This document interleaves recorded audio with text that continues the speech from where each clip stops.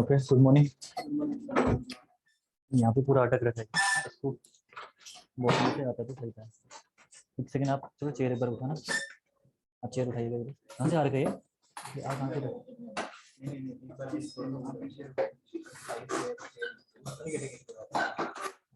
हो जाएगा? Thank you.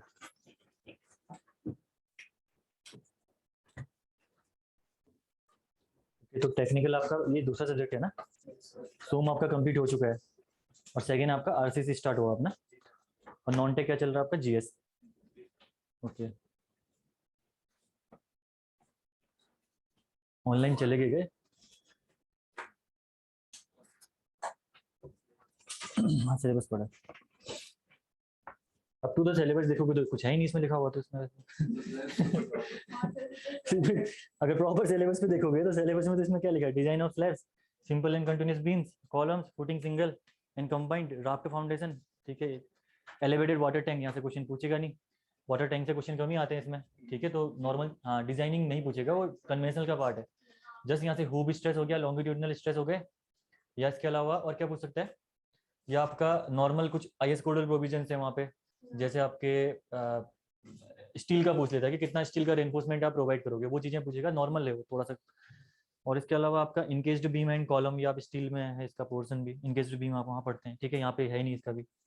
Ultimate load design steel में है, कि मैं स्टील में कवर करता हूँ इसको। ठीक है ना, नॉर्मल थ्योरी है इसकी। अल्टीमेट लोड डिजाइन से आपके डिजाइनिंग नहीं पूछेगा वो, जस्ट थ्योरी है। थ्योरी हम लोग स्टील में कवर करेंगे इसको। बाकी method of system of prestressing, दो सिस्टम होते हैं आपके प्रीस्ट्रेसिंग के। आपके क्या हो गया? हॉयर सिस्टम, वही सिस्टम है ना, एंकरेज सिस्टम पूछ रहा है, और लॉसेज इन प्रीस्ट्रेस। तो इसमें तो देखा जाए तो कुछ ही नहीं मेंशन कर रखा है इन्होंने पूरा सिलेबस। लेकिन देखो, सिलेबस यहाँ पे भले मेंशन ना हो, लेकिन हम अपने सिलेबस के अकॉर्डिंग पढ़ेंगे जो हमने डिजाइन कर रखा है यूकेपीएससी या एग्जाम के लिए। ठीक है ना, तो अगर इसके बेस पे पढ़ेंगे तो ये तो आपका फिर तो देखिए कुछ है ही नहीं इसमें, है ना, कुछ ज्यादा मेंशन नहीं कर रखा है ना। डब्ल्यूएसएम भी यहाँ पे प्रॉपर तरीके से मेंशन नहीं किया, एलएसएम भी मेंशन नहीं किया। तो हमें प्रॉपर तरीके से अपना जो एग्जाम आपका जो क्वालिफाई करना है उसके बेस पे देखना पड़ेगा। तो सिलेबस हम लोग खुद ही यहाँ पे लिखेंगे जो चीजें हमें डिस्कस करनी है। ठीक है, तो जैसे कि हमने प्रीवियस ईयर में भी यहाँ पे मैंने कई एनालाइज किया था क्वेश्चन को, तो उसके बेस पे भी जहाँ से क्वेश्चन आ रखे हैं वो चीजें हम लोग ज्यादा फोकस करेंगे वहां से। ठीक है, मेन चीज जो आपको ध्यान रखनी है यहाँ पे, सबसे मेन चीज क्या ध्यान रखना है यहाँ पे आपको, कि कोडल प्रोविजन नहीं छोड़ना है। 90% चांस है कि कोडल प्रोविजन आपका यूकेपीएससी दोनों का आपका। अच्छा, पहले आप यूकेपीएससी में, एसएससी जेई में, फिर आपका यूकेपीएससी में आए थे उस टाइम पे आरसीसी पढ़ने के लिए उसमें? अच्छा, अच्छा आप थे ना, सॉरी। हाँ, आप एसएससी जेई वाले हो। ओके, ठीक है। तो मैं क्या कह रहा था आपसे, कोडल प्रोविजन। हाँ, कोडल प्रोविजन आपको ध्यान रखने हैं मैक्सिमम। अगर आरसीसी की बात करें या स्टील की बात करें, दो सब्जेक्ट हो गए जहाँ पे कोडल प्रोविजन का बहुत इंपॉर्टेंट रोल है। इन दोनों में से आपका 80% चांस रहते हैं कि कोडल प्रोविजन से ही क्वेश्चन पूछेगा आपसे। 20% चांस आपका थ्योरी से क्वेश्चन पूछता है क्लास की, बाकी 80% आपको कोड। अगर आपको जस्ट हमने थ्योरी पढ़ा के छोड़ दी यहाँ पे, तो कोड आपको अलग से प्रीफर करना पड़ेगा उसके बाद। और आपको पता है IS 456-2000 अभी मैं लेके नहीं आया साथ में, काफी मोटा सा कोड है। हाँ, तो आप देख पा रहे होंगे इतना मोटा कोड है। देखो, इसको पूरा फॉलो करना पड़ेगा आपको, इसको दिखाना। देखो, ये पूरा कोड है आपका। इसमें कॉन्क्रीट का भी पोर्शन है, पूरा स्टील का नहीं है इसमें, कॉन्क्रीट का पोर्शन भी है इसमें। पूरा का पूरा कोड आपको पढ़ना पड़ेगा क्योंकि क्वेश्चन आपके मैक्सिमम यहाँ से फ्रेम होते हैं। ठीक है ना, तो कोशिश हमने ये कर रखी कि आपको कोड एक्स्ट्रा खोलना ना पड़े। ठीक है, जो सिलेबस मैंने प्रिपेयर कर रखा है, ठीक है, वहां पे कोड्स आपके मैंने पूरा उसमें मेंशन कर रखा है। सारी चीजें मैं क्लास में कराऊंगा आपको, लेकिन ये है कि मैं नहीं बोलूंगा कि पूरा का पूरा आपका कोड मैंने कवर कर रखा है। कुछ चीजें आपको 5% 10% यहाँ से देखनी पड़ सकती हैं, और वो एग्जाम पर्सपेक्टिव आपकी इंपॉर्टेंट भी है। ठीक है, लेकिन 90% केस में अगर आपको टाइम नहीं मिलता है रिविजन करने का या पढ़ने का, सब्जेक्ट आपके हैवी पढ़ रहे हैं, तो आप कोड न भी खोलोगे आरसीसी में तब भी चल जाएगा। ठीक है, ये चीज ध्यान रखना कि पूरा सिलेबस हमने जो मेंशन कर रखा है वो आपका कोडल प्रोविजन हमने यहाँ पे पूरे के पूरे कर रखे हैं। बाकी दूसरी चीज यहाँ पे ये है, देखो जो पेपर का पैटर्न रहता है आपका, सिंपल पेपर आता था पहले तक, तो अब नहीं पता। अगर 14-15 की अगर हम बात करें तो तब तक आपका पेपर डिफिकल्ट नहीं था, काफी इजी सा पेपर आता था। सिंपल सिंपल आपके क्वेश्चन आते थे उसमें, जिसमें आपको दिमाग एक्स्ट्रा घुमाना भी नहीं है। ठीक है, और आपके क्वेश्चन बन के आ जाते थे। लेकिन अभी के टाइम पे अगर देखा जाए तो कंपटीशन बढ़ा है। ठीक है, और साथ में जो पेपर बनाने वाले हैं आयोग में, ऑब्वियसली बात है वो मेंबर्स भी आपके चेंज हुए होंगे, तो उनकी मेंटेलिटी भी जो अब लेटेस्ट वाली मेंटेलिटी है अब उसके बेस पे जाएगी पेपर में। तो जितना मुझे पर्सनली फील होता है कि आपका पेपर थोड़ा सा इस बार अच्छा पेपर ही बनेगा। ये पोस्ट भी कम है, और आपको पता है कि फॉर्म भी काफी ज्यादा भरे गए हैं, तो पोस्ट में अगर इसमें होगा कि आपका जो पेपर होगा थोड़ा सा आपका लेवल का बनेगा, ताकि कट ऑफ 900-1000 तक ना जाए। तो आपको एक लेवल मेंटेन करके ही पढ़ाई करनी है। वो कहने का मतलब ये है कि आपको प्रॉपर लेवल मेंटेन रखना है। क्वेश्चंस आपके प्रॉपर बनने चाहिए, सॉल्यूशंस, ठीक है। ऐसा नहीं है कि आप जेई लेवल का पढ़ के चले गए और आपका एग्जाम में सिलेक्शन हो जाएगा, ऐसा नहीं होगा। पेपर आपको एटलीस्ट आपका इंजीनियरिंग सर्विसेज के प्रीवियस ईयर्स आप लोग लगा के जाइएगा, ठीक है। इसको तैयारी करने का आपका मेन चीज यही है, आप पहले थ्योरी पढ़िए, और पैटर्न यहाँ पे रहा है कि गुप्ता एंड गुप्ता से क्वेश्चन पूछता ही है, बहुत क्वेश्चन पूछता है गुप्ता एंड गुप्ता से। अगर मैं बात करूँ 2014 में पेपर हुआ था इसका, 14 में हुआ था ना, 14 में इससे पहले आई थी शायद पोस्ट, तो 14 के टाइम पे एक पेपर में 180 में से 176 क्वेश्चंस आपके गुप्ता से आए थे। 176 क्वेश्चंस, जितना मुझे सुनने में आया, ठीक है ना, मैंने खुद तो पेपर दिया नहीं, लेकिन जो सीनियर्स थे हमारे उन्होंने बताया कि 176 एक से, और 162 या 166 के अराउंड दूसरे पेपर में गुप्ता से। तो गुप्ता का वेटेज यहाँ पे काफी अच्छा रहता है पहले वाले टाइम पे। तो गुप्ता के आपको हर एक क्वेश्चन लगाने हैं, जो क्वेश्चन, ठीक है। जो क्लास आपकी चल रही, सोम कंप्लीट हुई, तो सोम के बाद आप गुप्ता आप लगाना स्टार्ट कर दीजिए अपने क्वेश्चन। कोई प्रॉब्लम आती है तो ग्रुप में पूछिए उसको, फैकल्टी आपको उसका आंसर देगी, ठीक है। या क्लास में लेके आइए, या तो उस दिन सॉल्व हो जाएगा, या आपको नेक्स्ट डे उसका आंसर मिल जाएगा आपको, ठीक है। देन उसके बाद, ठीक है, Gupta and Gupta he solve करिए। और सेकंड आपको करना है इंजीनियरिंग सर्विसेज के प्रीवियस ईयर, दोनों प्रीवियस ईयर्स आपको इंजीनियरिंग सर्विसेज के लगाने, पेपर 1 और पेपर 2 आपको पूरा कंप्लीटली क्लियर करना है, ठीक है। गेट का मुझे नहीं लगता कि गेट के इतने हाई लेवल के क्वेश्चन डालेगा वो, क्योंकि वहाँ पे कैलकुलेटर की आवश्यकता पड़ती है, तो गेट के क्वेश्चन तो मुझे नहीं लगता कि वो डालेगा, लेकिन इतना जरूर डालेगा इंजीनियरिंग सर्विसेज के। क्योंकि अगर आप देख पा रहे होंगे तो पिछले बार जब यूपीपीएससी का एग्जाम हुआ, तो यूपीपीएससी का एग्जाम का पैटर्न भी ऑलमोस्ट सेम था, इंग्लिश को छोड़ के, है ना, इंग्लिश को छोड़ के पैटर्न सेम ही है, जीएस हिंदी पेपर 1 पेपर 2। यहाँ पे भी बस मार्क्स का डिफरेंस है, जीएस हिंदी पेपर 1 पेपर 2, और साथ में उन्होंने एक और जोड़ दिया इंग्लिश आपका, ठीक है। तो पैटर्न ऑलमोस्ट सेम है, और वहां पे जो पेपर का लेवल है आप देख सकते हो, लेटेस्ट पेपर है, पेपर का काफी अच्छा लेवल उन्होंने पूछा है वहाँ पे, बहुत ही अच्छा लेवल। अगर आप देखोगे आप, अगर आप वहाँ पे, तो किसने दिया था एग्जाम यहाँ पे यूपीएससी का, दिया होगा ना आपने, तो एग्जाम देखा होगा तो आपने पेपर देखना, लेवल काफी अच्छा है। वो क्वेश्चन उन्होंने मैकेनिक्स से भी पूछ रखे हैं, और मैकेनिक्स से आपके वहां तक, यहाँ पे तो सिलेबस में आपका मैकेनिक्स तो है नहीं, तो शायद मैकेनिक्स से क्वेश्चन नहीं पूछेगा, ठीक है। यहाँ पे स्पेसिफिकली उत्तराखंड में क्या होता है पता है, कुछ सब्जेक्ट से बहुत ज्यादा वेटेज पूछ लेता है। पेपर 1 पेपर 2 में 2-3 सब्जेक्ट स्पेसिफिक ऐसे होंगे जहां से वो क्वेश्चन कभी ज्यादा पूछ लेगा, कहीं कहीं से कम कम पूछ लेगा। यूपीपीएससी में जो पेपर आया था आपका, यूपीपीएससी में आपका पेपर आया था ऑलमोस्ट आपका इक्वल, मतलब हर सब्जेक्ट का वेटेज था उसमें, मैकेनिक्स का हो चाहे चाहे रेलवे का हो, ठीक है, चाहे आपका हाईवे का वेटेज हो, तो ये वेटेज आपका वहाँ पे इक्वली इन्होंने डिस्ट्रीब्यूट कर रखा था। अब यहाँ पे आपको नहीं पता कैसे पूछेगा, लेकिन सब्जेक्ट तो सारे प्रिपेयर करके जाने पड़ेंगे, ऑब्वियस सी बात है, ठीक है। तो सारे सब्जेक्ट पढ़िए, देखिए अब पोस्ट भी बढ़ गई है इसमें, है ना, पोस्ट इंक्रीज हुई है कल, हाँ 17 इंक्रीज हुई है, लेकिन 16, वो 17 वाली शायद किसी की रिजर्वेशन के लिए, रिजर्वेशन में है ना 17, हाँ 1 रिजर्वेशन में 16 पोस्ट इनमें इंक्रीज हुई है, तो 154 की अब पोस्ट आपकी होगी 170, ठीक है। और उत्तराखंड में देखिए 7 से 8 साल बाद पोस्ट आ रही है, इसके बाद तो आपको मौका कब मिलेगा आपको पता ही है, ठीक है। जिनका 2013 में जिनका बीटेक हुआ है, उन्होंने पेपर अटेम्प्ट कर पाए थे 2014 का, 14 में सभी की एज कंप्लीट नहीं हुई होगी, ऑब्वियस सी बात है, ठीक है। तो वो लोग कर पाए हैं। उसके बाद देखिए 13 के बाद के बीटेक 14 निकला, 15 16 17 18 19 20, अभी 21 भी ऑलमोस्ट निकल गया। जिनका 21 आपका नहीं हो रखा है तो वो भर नहीं पाएगा एग्जाम, क्योंकि डिग्री इसमें रिक्वायरमेंट है। तो 8 साल का आप देखिए यहाँ पे, तब के बाद आपको पोस्ट यहाँ पे मिला है, एग्जाम देने का आपको मौका मिला यहाँ पे।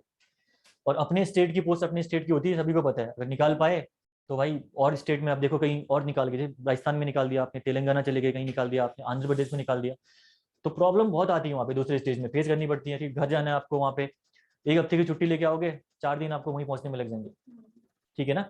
तो एक टाइम है, वन टाइम आपकी यहाँ पे इन्वेस्टमेंट समझ लो, एक बार मेहनत कर लो आप अच्छे से प्रॉपर तरीके से, और आपका सिलेक्शन हो जाएगा यहाँ पे, जितना मुझे लगता है। क्योंकि अगर प्रॉपर तरीके से मेहनत करोगे तो सिलेक्शन ऑब्वियस सी बातें होगा ही होगा। कौन लेगा, जो अच्छे से पढ़ रहा है वही तो पोस्ट लेगा ना, बाकी जो मेहनत नहीं करेगा तो उसी का पोस्ट आपका नहीं जाएगा।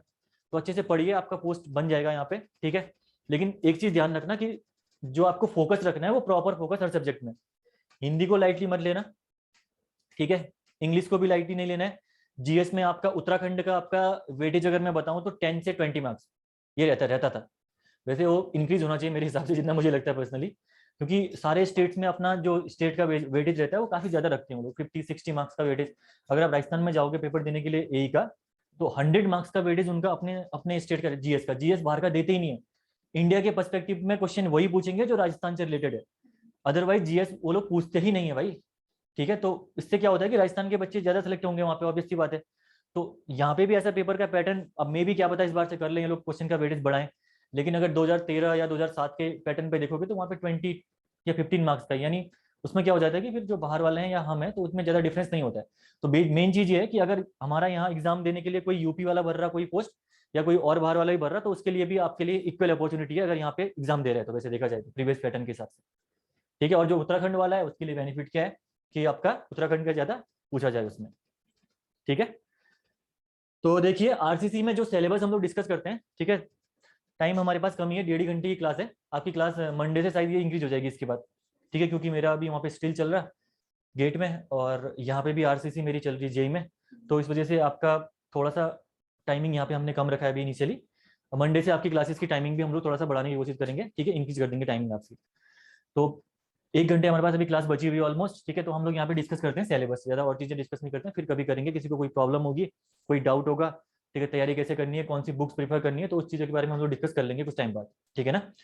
यहाँ पे हम लोग देखते हैं आरसीसी का सिलेबस जो आपको मेंशन यहाँ पे कर रखा है इन्होंने, ठीक है, वो नहीं देखेंगे हम लोग, जो हम लोगों ने सिलेबस यहाँ पे प्रिपेयर कर रखा है आपके लिए, जो चीजें हम लोग यहाँ पे डिस्कस करने वाले हैं वो सिलेबस अकॉर्डिंगली हम देखेंगे यहाँ पे, ठीक है। तो आरसीसी का सबसे पहले सिलेबस, अब आप लोग नोट्स बना के चलना साथ में, भाई पीडीएफ के चक्कर में पढ़ोगे नहीं बना पाओगे, क्योंकि पीडीएफ आपको डिस्प्लेस होने के चांसेस रहते हैं, और कई चीजें क्या होती हैं कि हम लोग यहाँ पे हमारी भी राइटिंग्स कभी कभी सही नहीं बन पाती, तो अपने हैंड रिटन नोट्स आपको यहाँ पे बनाने हैं, मैं टाइम दे दूंगा लिखने का आपको, ठीक है, प्रॉपरली नोट्स बना के चलोगे तभी बेनिफिट है, अदरवाइज प्रॉपर नोट्स नहीं बनाए समझ के चले गए तब भी वो बेनिफिशियल आपके लिए नहीं होगा, ठीक है ना। तो सबसे पहले देखिए यूकेपीएससी के अकॉर्डिंग जो हम लोग यहाँ पे सिलेबस प्रिपेयर करने वाले हैं आरसीसी का, वो सिलेबस आपका क्या रहने वाला है ये देखते हैं हम लोग, ठीक है। चल नहीं रहा ओके, वाइट से, ओके, वाइट से ज़्यादा सही रहेगा। एक्चुअली ये क्या होगा 6-7 मंथ के बाद, कोरोना के बाद में यहाँ आया नहीं हूँ काम करने के लिए इसमें, ये वाइट ले लिया हमने, ठीक है, मार्कर आपका ये हो गया, हाँ ठीक है, और आपका हो जाएगा, ठीक है, इसमें देखते हैं, वाइट तो होगा नहीं, यहाँ वाला है ना, अब हो गया वाइट।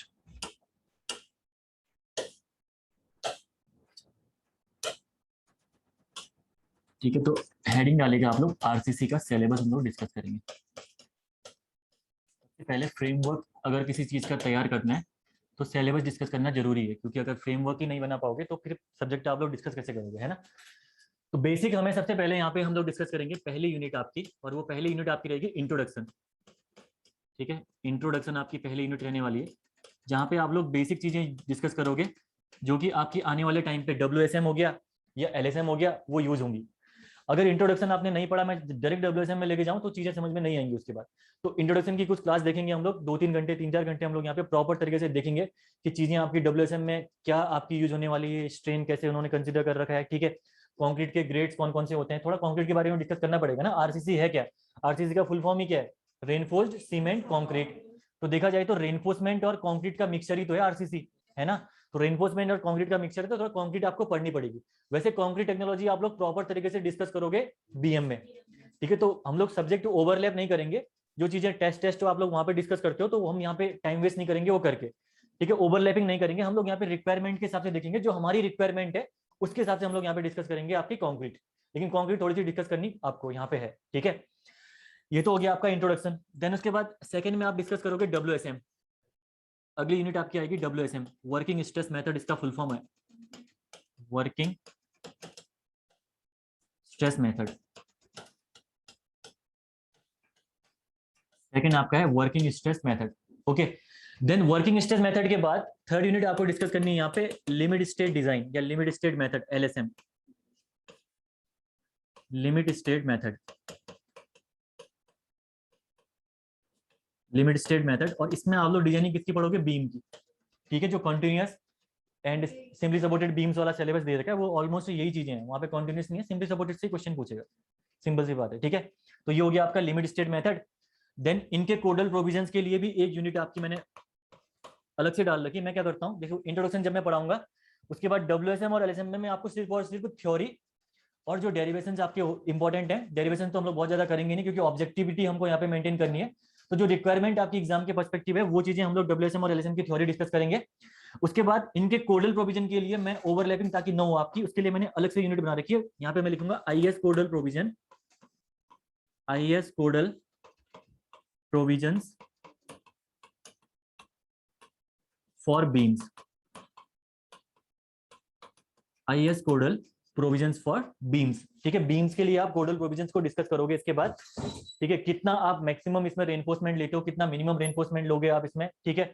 डिफ्लेक्शन का आपका क्राइटेरिया क्या है, ठीक है। किसमें आप डिफ्लेक्शन अगर ज्यादा चले गया तो डिफ्लेक्शन आप फेल मानोगे, मतलब सारे क्राइटेरिया हम लोग डिस्कस करेंगे IS codal provisions for beam में, ठीक है।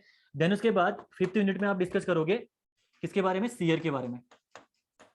ये भी मेंशन नहीं कर रखा है सिलेबस में, लेकिन क्वेश्चन पूछेगा यहाँ से। इसका डिजाइन स्टेप्स ऑलमोस्ट आपको सारे क्लियर होने चाहिए। स्टिरप्स की रेनफोर्समेंट, स्टिरप्स की आपकी स्पेसिंग कितनी होती है, ठीक है। रेनफोर्समेंट आप लोग कितनी प्रोवाइड करते हो, ये सारी चीजें, डायमीटर कितना आप लोग लेते हो, तो सीयर से क्वेश्चन बनेंगे भाई, भले मेंशन नहीं कर रखा है, क्वेश्चन बनेंगे आपके एग्जाम में। ये सीयर हो गया। देन उसके बाद 6th यूनिट आप लोग डिस्कस करोगे, ये भी मेंशन नहीं कर रखा है इन्होंने, बॉन्ड सबसे इंपॉर्टेंट यूनिट है कोडल प्रोविजन के बेस पे, यहाँ से भी क्वेश्चन आने डन है, ठीक है। और मेन चीज ये है कि आपका कौन से पेपर में, पेपर 1 में है ना आरसीसी, क्वेश्चन तो आएंगे भाई। कितने, 300 का 360 यानी 50 मार्क्स आपके देख लो, अगर आपने प्रॉपर तरीके से पढ़ लिया तो बन जाएंगे आपके। और मैं गारंटी देता हूँ कि ये क्वेश्चन आपके बन जाएंगे अगर आप प्रॉपर तरीके से क्लास अटेंड करोगे, प्रीवियस ईयर प्रॉपर तरीके से लगाओगे सारे। आरसीसी क्वेश्चन बाहर नहीं जाता कुछ भी, कोडल प्रोविजन ही है वही आने आपके, ठीक है। बाहर नहीं जाता क्वेश्चन यहाँ से। 6th आपका हो गया, इसके बाद 7th आपका यूनिट आएगी, इसके बाद सीयर, बॉन्ड, देन उसके बाद कॉलम। कॉलम आप डिस्कस करोगे इसके बाद, ठीक है। कॉलम डिस्कस करोगे 7th यूनिट में। कॉलम के डिस्कस करने के बाद आपको आगे बढ़ना है और आपकी 8th यूनिट आपकी आएगी यहाँ पे, that is slab. 8th unit आपको यहाँ पे डिस्कस करनी है स्लैब, ठीक है। स्लैब की डिजाइनिंग डिस्कस करनी है, 1 वे 2 वे स्लैब। मेन इंपॉर्टेंट है वहाँ पे आईएस कोडल प्रोविजंस, ठीक है। स्लैब के आईएस कोडल प्रोविजंस काफी इंपॉर्टेंट है, और जो 2 वे स्लैब की आईएस कोडल मेथड है वो भी इंपॉर्टेंट है आपकी डिजाइन की पर्सपेक्टिव, ठीक है। वो हम डिस्कस करेंगे स्लैब में। देन उसके बाद स्लैब के बाद आप डिस्कस करोगे फुटिंग। हाँ, ये आप पढ़ोगे फुटिंग। फुटिंग में डिजाइनिंग अगर आप देखोगे तो डिजाइनिंग आपकी इंपॉर्टेंट है आइसोलेटेड फुटिंग की ओनली, ठीक है। सारी डिजाइनिंग पढ़ के नहीं जानी है, नहीं तो फिर पूरा आपका मैच हो जाएगा। डिजाइनिंग आपको पढ़नी है किसकी, आइसोलेटेड फुटिंग की, और साथ में आपको डिस्कस करना है सारी थ्योरी आपकी, कंबाइंड, राफ्ट फुटिंग, जो भी फुटिंग्स आपकी टाइप्स की होती हैं उनके कोडल प्रोविजंस वो डिस्कस करने हैं सारे के सारे आपको फुटिंग में, ठीक है। देन फुटिंग के बाद नेक्स्ट उसके बाद आपका आता है कौन सा, कॉलम हमने लिख दिया ना, कॉलम हमने लिख दिया। हाँ, टी बीम हम लोग डिस्कस करेंगे यहाँ पे, इसी में डिस्कस कर लेंगे। जो ऑब्जेक्टिव टी बीम है वो हम लोग डिस्कस करेंगे एलएसएम और डब्ल्यूएसएम के बाद, ठीक है। वो एक ही में डिस्कस कर लेंगे टी बीम, वो अलग से नहीं जाएगा यूनिट। हाँ, प्री स्ट्रेस कंक्रीट यहाँ पे बचा हुआ है, ये आपका है प्री स्ट्रेस कंक्रीट, और वाटर टैंक आपका फाइनल ना। वाटर टैंक में मैं बोल दिया आपको कोडल प्रोविजंस ही हैं, वही आपको डिस्कस करने हैं, हूप स्ट्रेस, लॉन्गिट्यूडिनल स्ट्रेस के बारे में। अदरवाइज ये कन्वेंशनल टॉपिक है पूरा का पूरा वाटर टैंक। और बताओ इसके अलावा, हाँ वाटर टैंक मैंने लिख दिया, कन्वेंशनल टॉपिक है, लेकिन कुछ चीजें डिस्कस इसमें करेंगे हम लोग, ठीक है। नेक्स्ट टॉपिक बताओ इसके अलावा कोई है छोटा जो यहाँ पे आपका, मेरे हिसाब से सब कवर हो गए। Pre stress, slab, footing, retaining wall इन्होंने दे नहीं रखी है सिलेबस में, तो पढ़ना भी नहीं है, फिर वहां से क्वेश्चन नहीं आएगा आपका। स्टेयर केस इन्होंने नहीं दे रखा है, वहां से भी क्वेश्चन नहीं बनेगा, ठीक है। तो आपके इतने ही बनते हैं, 9 टॉपिक्स हैं जो आपको यहाँ पे डिस्कस करने हैं, ठीक है। हाँ 9 टॉपिक्स आपको, हाँ 11 टॉपिक्स, हाँ आई 1 से 9 ना, ओके। 11 टॉपिक आपको यहाँ पे डिस्कस करने हैं। देखिए मैं आपको बता देता हूँ जनरल ओवरव्यू, क्वेश्चन आपके किस हिसाब से बन सकते हैं एग्जाम में, ठीक है। जनरली मैं जस्ट आपको बता रहा हूँ कि किस यूनिट का कितना वेटेज आपका रह सकता है। यहाँ पे देखिए इंट्रोडक्शन से आपका एक क्वेश्चन बन सकता है एग्जाम के पर्सपेक्टिवली, ठीक है। डब्ल्यूएसएम और एलएसएम से और ये आईएस कोडल प्रोविजन, ये तीनों लगा के आपके 4 to 5 क्वेश्चन यहाँ से आने के चांसेस रहेंगे आपके, ठीक है। अगर आरसीसी का वेटेज उन्होंने रखा 50 मार्क्स तक का, 40 मार्क्स तक का, तो 4 to 5 क्वेश्चन यहाँ से आने के चांसेस रहेंगे। सीयर और बॉन्ड से आपके 2 से 3 क्वेश्चन, 2 से 3 क्वेश्चन सीयर एंड बॉन्ड से। कॉलम से आपका 1 या 2 क्वेश्चन कॉलम से आपके आएंगे, कॉलम इंपॉर्टेंट है आपके लिए, 1 या 2 क्वेश्चन। देन उसके बाद slab and footing. Slab and footing की अगर मैं बात करूं तो यहाँ से भी आपके स्लैब एंड फुटिंग में आपके चांसेस ये रहते हैं कि स्लैब एंड फुटिंग में आपके यहाँ से 2 से 3 क्वेश्चन यहाँ से स्लैब एंड फुटिंग से पूछेगा ही पूछेगा, ठीक है, स्लैब एंड फुटिंग से। और मेन चीज है प्री स्ट्रेसिंग। अब प्री स्ट्रेसिंग से कितने क्वेश्चन पूछेगा ये नहीं पता, लेकिन प्री स्ट्रेसिंग से क्वेश्चन आएंगे, डन है, क्वेश्चन आएगा प्री स्ट्रेसिंग से, ठीक है। मैं यहाँ पे लिख रहा हूँ 2 से 3 क्वेश्चन प्री स्ट्रेसिंग से। और वाटर टैंक का मैं तो लेके नहीं चल रहा हूँ, अगर पूछ दिया तो पता नहीं, ठीक है। एक क्वेश्चन भी क्या करोगे इसमें पूछेगा नहीं, मुझे जितना लगता है 99% चांस है कि नहीं पूछेगा। बाकी कोडल प्रोविजन आप पढ़ लोगे, अगर पूछ ही लिया तो वहां से वो कर लेगा। तो टोटल क्वेश्चन कितने हो गए आपके, देखिए 4 5 6 6 और 3 9 9 3 12 और 15, मैक्सिमम क्वेश्चन 15 ही पूछेगा, 15 या 45, 3 मार्क्स का क्वेश्चन है ना, या 2 मार्क्स का है? 2 मार्क्स का है, तो 15 दूनी 30 मार्क्स, तो 30 मार्क्स या 30 40 मार्क्स ऐसे पूछेगा, 35 मार्क्स। तो वेरी ऐसे ही रहेंगे आपके क्वेश्चन 15 से लेकर 16 17 तक, ठीक है ना, 18 तक, और इतना ही आपका वेरिएशन रहेगा। तो आप देख पा रहे होंगे इंपॉर्टेंट यूनिट्स हैं आपकी सारी की सारी, जितनी भी हम लोग पढ़ेंगे ये सारी की सारी इंपॉर्टेंट यूनिट्स हैं। इंट्रोडक्शन से भी कभी कभी एक से ज्यादा क्वेश्चन आते हैं, क्योंकि यहाँ पे सीटी भी आपकी थोड़ी सी रहती है यहाँ पे ना, तो 1 to 2 क्वेश्चन भी यहाँ पे आते हैं, यहाँ पे 2 क्वेश्चन तक भी पूछ लेता है यहाँ से सीटी से, ठीक है ना। तो ये आपका ओवरव्यू है इस सब्जेक्ट का, ठीक है। तो आप देख पा रहे होंगे वेटेज काफी अच्छा है, आप इसको इग्नोर करके नहीं कर चल सकते हो, ठीक है, बिल्कुल भी इग्नोर नहीं। जैसे गेट है, गेट में हम लोग क्या करते हैं, आरसीसी हो गया, स्टील हो गया, उन दोनों का वेटेज आपका 7 to 8 मार्क्स का ही रहता है, और क्वेश्चन भी काफी डिफिकल्ट पूछता है। तो कई बच्चे क्या करते हैं कि इनको थोड़ा सा इग्नोर कर देते हैं। जैसे वो लोग क्या करते हैं, इंट्रोडक्शन पढ़ेंगे अच्छे से, फिर WSM LSM और IS कोड पढ़ेंगे और बाकी चीजें छोड़ देते हैं, और प्रीस्टेस पढ़ेंगे, क्योंकि पता है प्रीस्टेस से क्वेश्चन आएगा। तो इतने में उनके नंबर बन जाते हैं, 2-4 नंबर बन जाते हैं आपके इनके, तो हो जाता है। लेकिन यहाँ पे और इंजीनियरिंग सर्विसेज में आपका वेटेज इसका काफी अच्छा है, क्योंकि यहाँ पे मेन चीज वेटेज ज्यादा रहने का आपका रीजन क्या है पता है, यहाँ पे पेपर 1 और पेपर 2, पेपर 1 और पेपर 2, और इन्होंने मेंशन कर रखा है पेपर 1 में क्या क्या होंगे, जैसे स्टील हो गया, स्ट्रक्चर हो गया, सोम हो गया, आरसीसी हो गया, ठीक है, और क्या क्या है, सर्वे भी है क्या इसमें? हाँ, सर्वे 2 में है ना, इरिगेशन का एक कुछ पार्ट है, डाइवर्जन हेडवर्क वाला पार्ट है। तो हाँ, तो क्वेश्चन कहाँ से आएंगे, एक ही सब्जेक्ट से वो 80 क्वेश्चन तो डालेगा नहीं, है ना, 180 क्वेश्चन है टोटल, और 180 क्वेश्चन में एक ही सब्जेक्ट से नहीं डालेगा वो, ऑब्वियस सी बात है। तो सबका वेटेज रहेगा, ध्यान रखना, और काफी अच्छा खासा वेटेज रहेगा इसमें, ठीक है।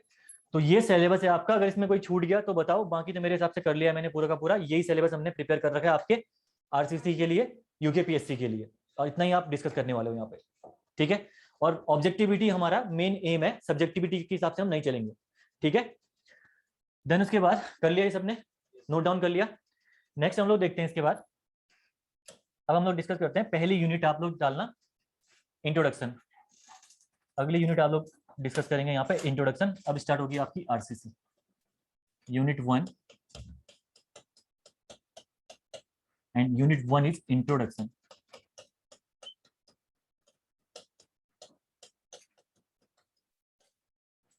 यूनिट 1 इज इंट्रोडक्शन, ये हम लोग डिस्कस करने वाले हैं अब आने वाले टाइम पे, ठीक है। आगे हम डिस्कस करते हैं इसको।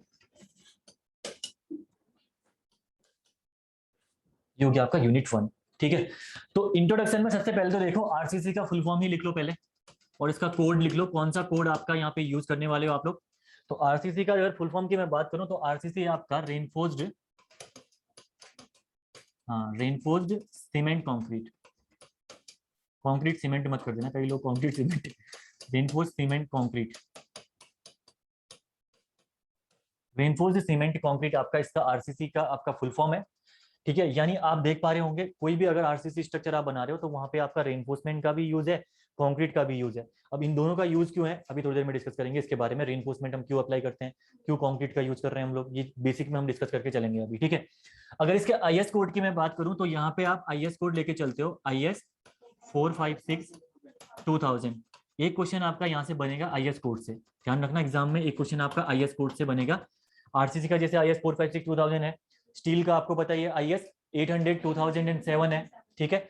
इसी के अलावा जैसे एग्रीगेट आप पढ़ते हो, अगर आप कोडल प्रोविजन खोलोगे हमारा IS 456-2000 खोलोगे तो इनिशियल में ही देखोगे आप एग्रीगेट के लिए उन्होंने दे रखा है IS 383 या 343 है, 383 है ना, 383 उन्होंने मेंशन कर रखा है एग्रीगेट के लिए।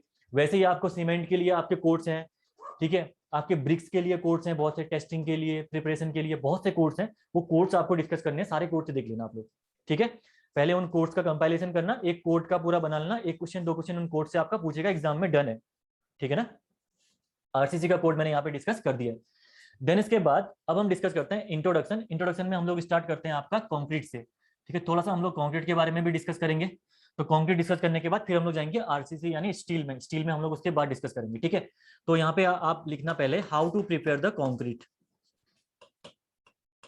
How to prepare the, how to prepare concrete लिख दीजिए राइट, ठीक है। कंक्रीट को हम लोग प्रिपेयर कैसे करते हैं पहले हम लोग यहाँ से डिस्कस करेंगे, पहला टॉपिक आपका यही रहने वाला है, ठीक है। तो देखिए कंक्रीट का यूज अगर मैं बात करूं तो कंक्रीट का यूज होता है आपका कॉम्प्रेशन को बियर करना, ठीक है। कंक्रीट क्या है, कंक्रीट एक ब्रिटल मटेरियल है और वो काफी अच्छा, उसकी स्ट्रेंथ काफी ज्यादा होती है कॉम्प्रेशन में, लेकिन वो टेंशन में वीकर होता है, ठीक है। तो कहीं पे भी अगर आपको कंक्रीट, अगर आपको कॉम्प्रेशन यानी कॉम्प्रेसिव स्ट्रेंथ की ज्यादा रिक्वायरमेंट है तो हम लोग क्या करेंगे, वहां पे कंक्रीट प्रोवाइड करेंगे। तो कंक्रीट का यूज क्यों करते हैं हम लोग को आपको समझ में आ गया कि कॉम्प्रेसिव स्ट्रेंथ प्रोवाइड कराने के लिए किसी भी स्ट्रक्चर को। ठीक है, देन हम लोग देखते हैं कि प्रिपेयर हम लोग कैसे करेंगे किसी भी कंक्रीट को। ठीक है, कंक्रीट को प्रिपेयर करने के लिए 4 स्टेप्स हैं। पहला आप लोग एलिमेंट इसमें लोगे, आप वो लोगे आप कोर्स एग्रीगेट। ठीक है, पहला एलिमेंट आप लोग यहाँ पे लोगे coarse aggregate, that is coarse aggregate. दूसरा आप लोग लोगे यहाँ पे फाइन एग्रीगेट। नेक्स्ट आप लोग लोगे फाइन एग्रीगेट। ठीक है, फाइन एग्रीगेट के बाद थर्ड आप लोग यहाँ पे कंसीडर करोगे सीमेंट का। ठीक है, सीमेंट आप लोग लोगे यहाँ पे। सीमेंट के बाद फोर्थ आप लोग यहाँ पे कंसीडर करोगे क्या, वाटर, रीइंफोर्समेंट। कंक्रीट प्रिपेयर करने में रीइंफोर्समेंट कौन डाल रहा है, वाटर। वाटर अभी ये देखेंगे पीसीसी और आरसीसी का भी डिफरेंस हम लोग थोड़ी देर में देखेंगे कि पीसीसी और आरसीसी में डिफरेंस क्या होता है नॉर्मल। ठीक है ना, ये है आपका कंक्रीट प्रिपरेशन करने का तरीका। पहले आप लोगे कोर्स एग्रीगेट, फिर लोगे फाइन एग्रीगेट, फिर सीमेंट एंड वाटर। सीक्वेंस आपका सेम रहना चाहिए, सीक्वेंस में चेंज नहीं करना आपको। यानी ये 4 एलिमेंट हैं, इन 4 एलिमेंट में सबसे पहले आपको कोर्स एग्रीगेट इकट्ठा करना है, उसमें आपको फाइन एग्रीगेट डालना है, देन आपको सीमेंट मिक्स करना है, देन उसके बाद आपको उसमें वाटर मिक्स करना है। रीजन क्या है इसका, क्यों हम लोग सीक्वेंस सेम रहते हैं, सीक्वेंस हम लोग सेम क्यों लेंगे, क्यों सीक्वेंस हम लोग सेम लेंगे, बिकॉज अगर इस सीक्वेंस से अगर आप काम करोगे तो वॉइड्स आपके कम होंगे। ठीक है, वॉइड्स आपके कम होंगे, रिड्यूस होंगे। मैंने रिडक्शन का साइन लगा दिया। अब देखिए वॉइड्स का यहाँ पे क्या इंपॉर्टेंस है। अगर आप कोर्स एग्रीगेट लोगे तो कोर्स एग्रीगेट में ऑब्वियसली बात है बड़े पार्टिकल्स हैं तो वॉइड्स आपके ज्यादा होंगे। तो आपकी कोर्स एग्रीगेट अगर आपने यूं रख दिया तो ऑब्वियसली बात है स्ट्रेंथ काफी कम होगी ना, क्योंकि बहुत वॉइड है। जब वॉइड आपका कम होगा तो स्ट्रेंथ ज्यादा होती है। एग्जाम्पल देख लो रॉक का, रॉक में आपके वॉइड आपके 0 होता है, वॉइड स्पेस 0 होता है, तो वो रॉक की आपकी स्ट्रेंथ देखोगे तो काफी हाई निकलती है। ठीक है, तो यहाँ पे भी आपका एम क्या है, जब कंक्रीट आप प्रिपेयर करोगे तो कंक्रीट प्रिपेयर करने में मिनिमम वॉइड्स को आपको बनाना एम है।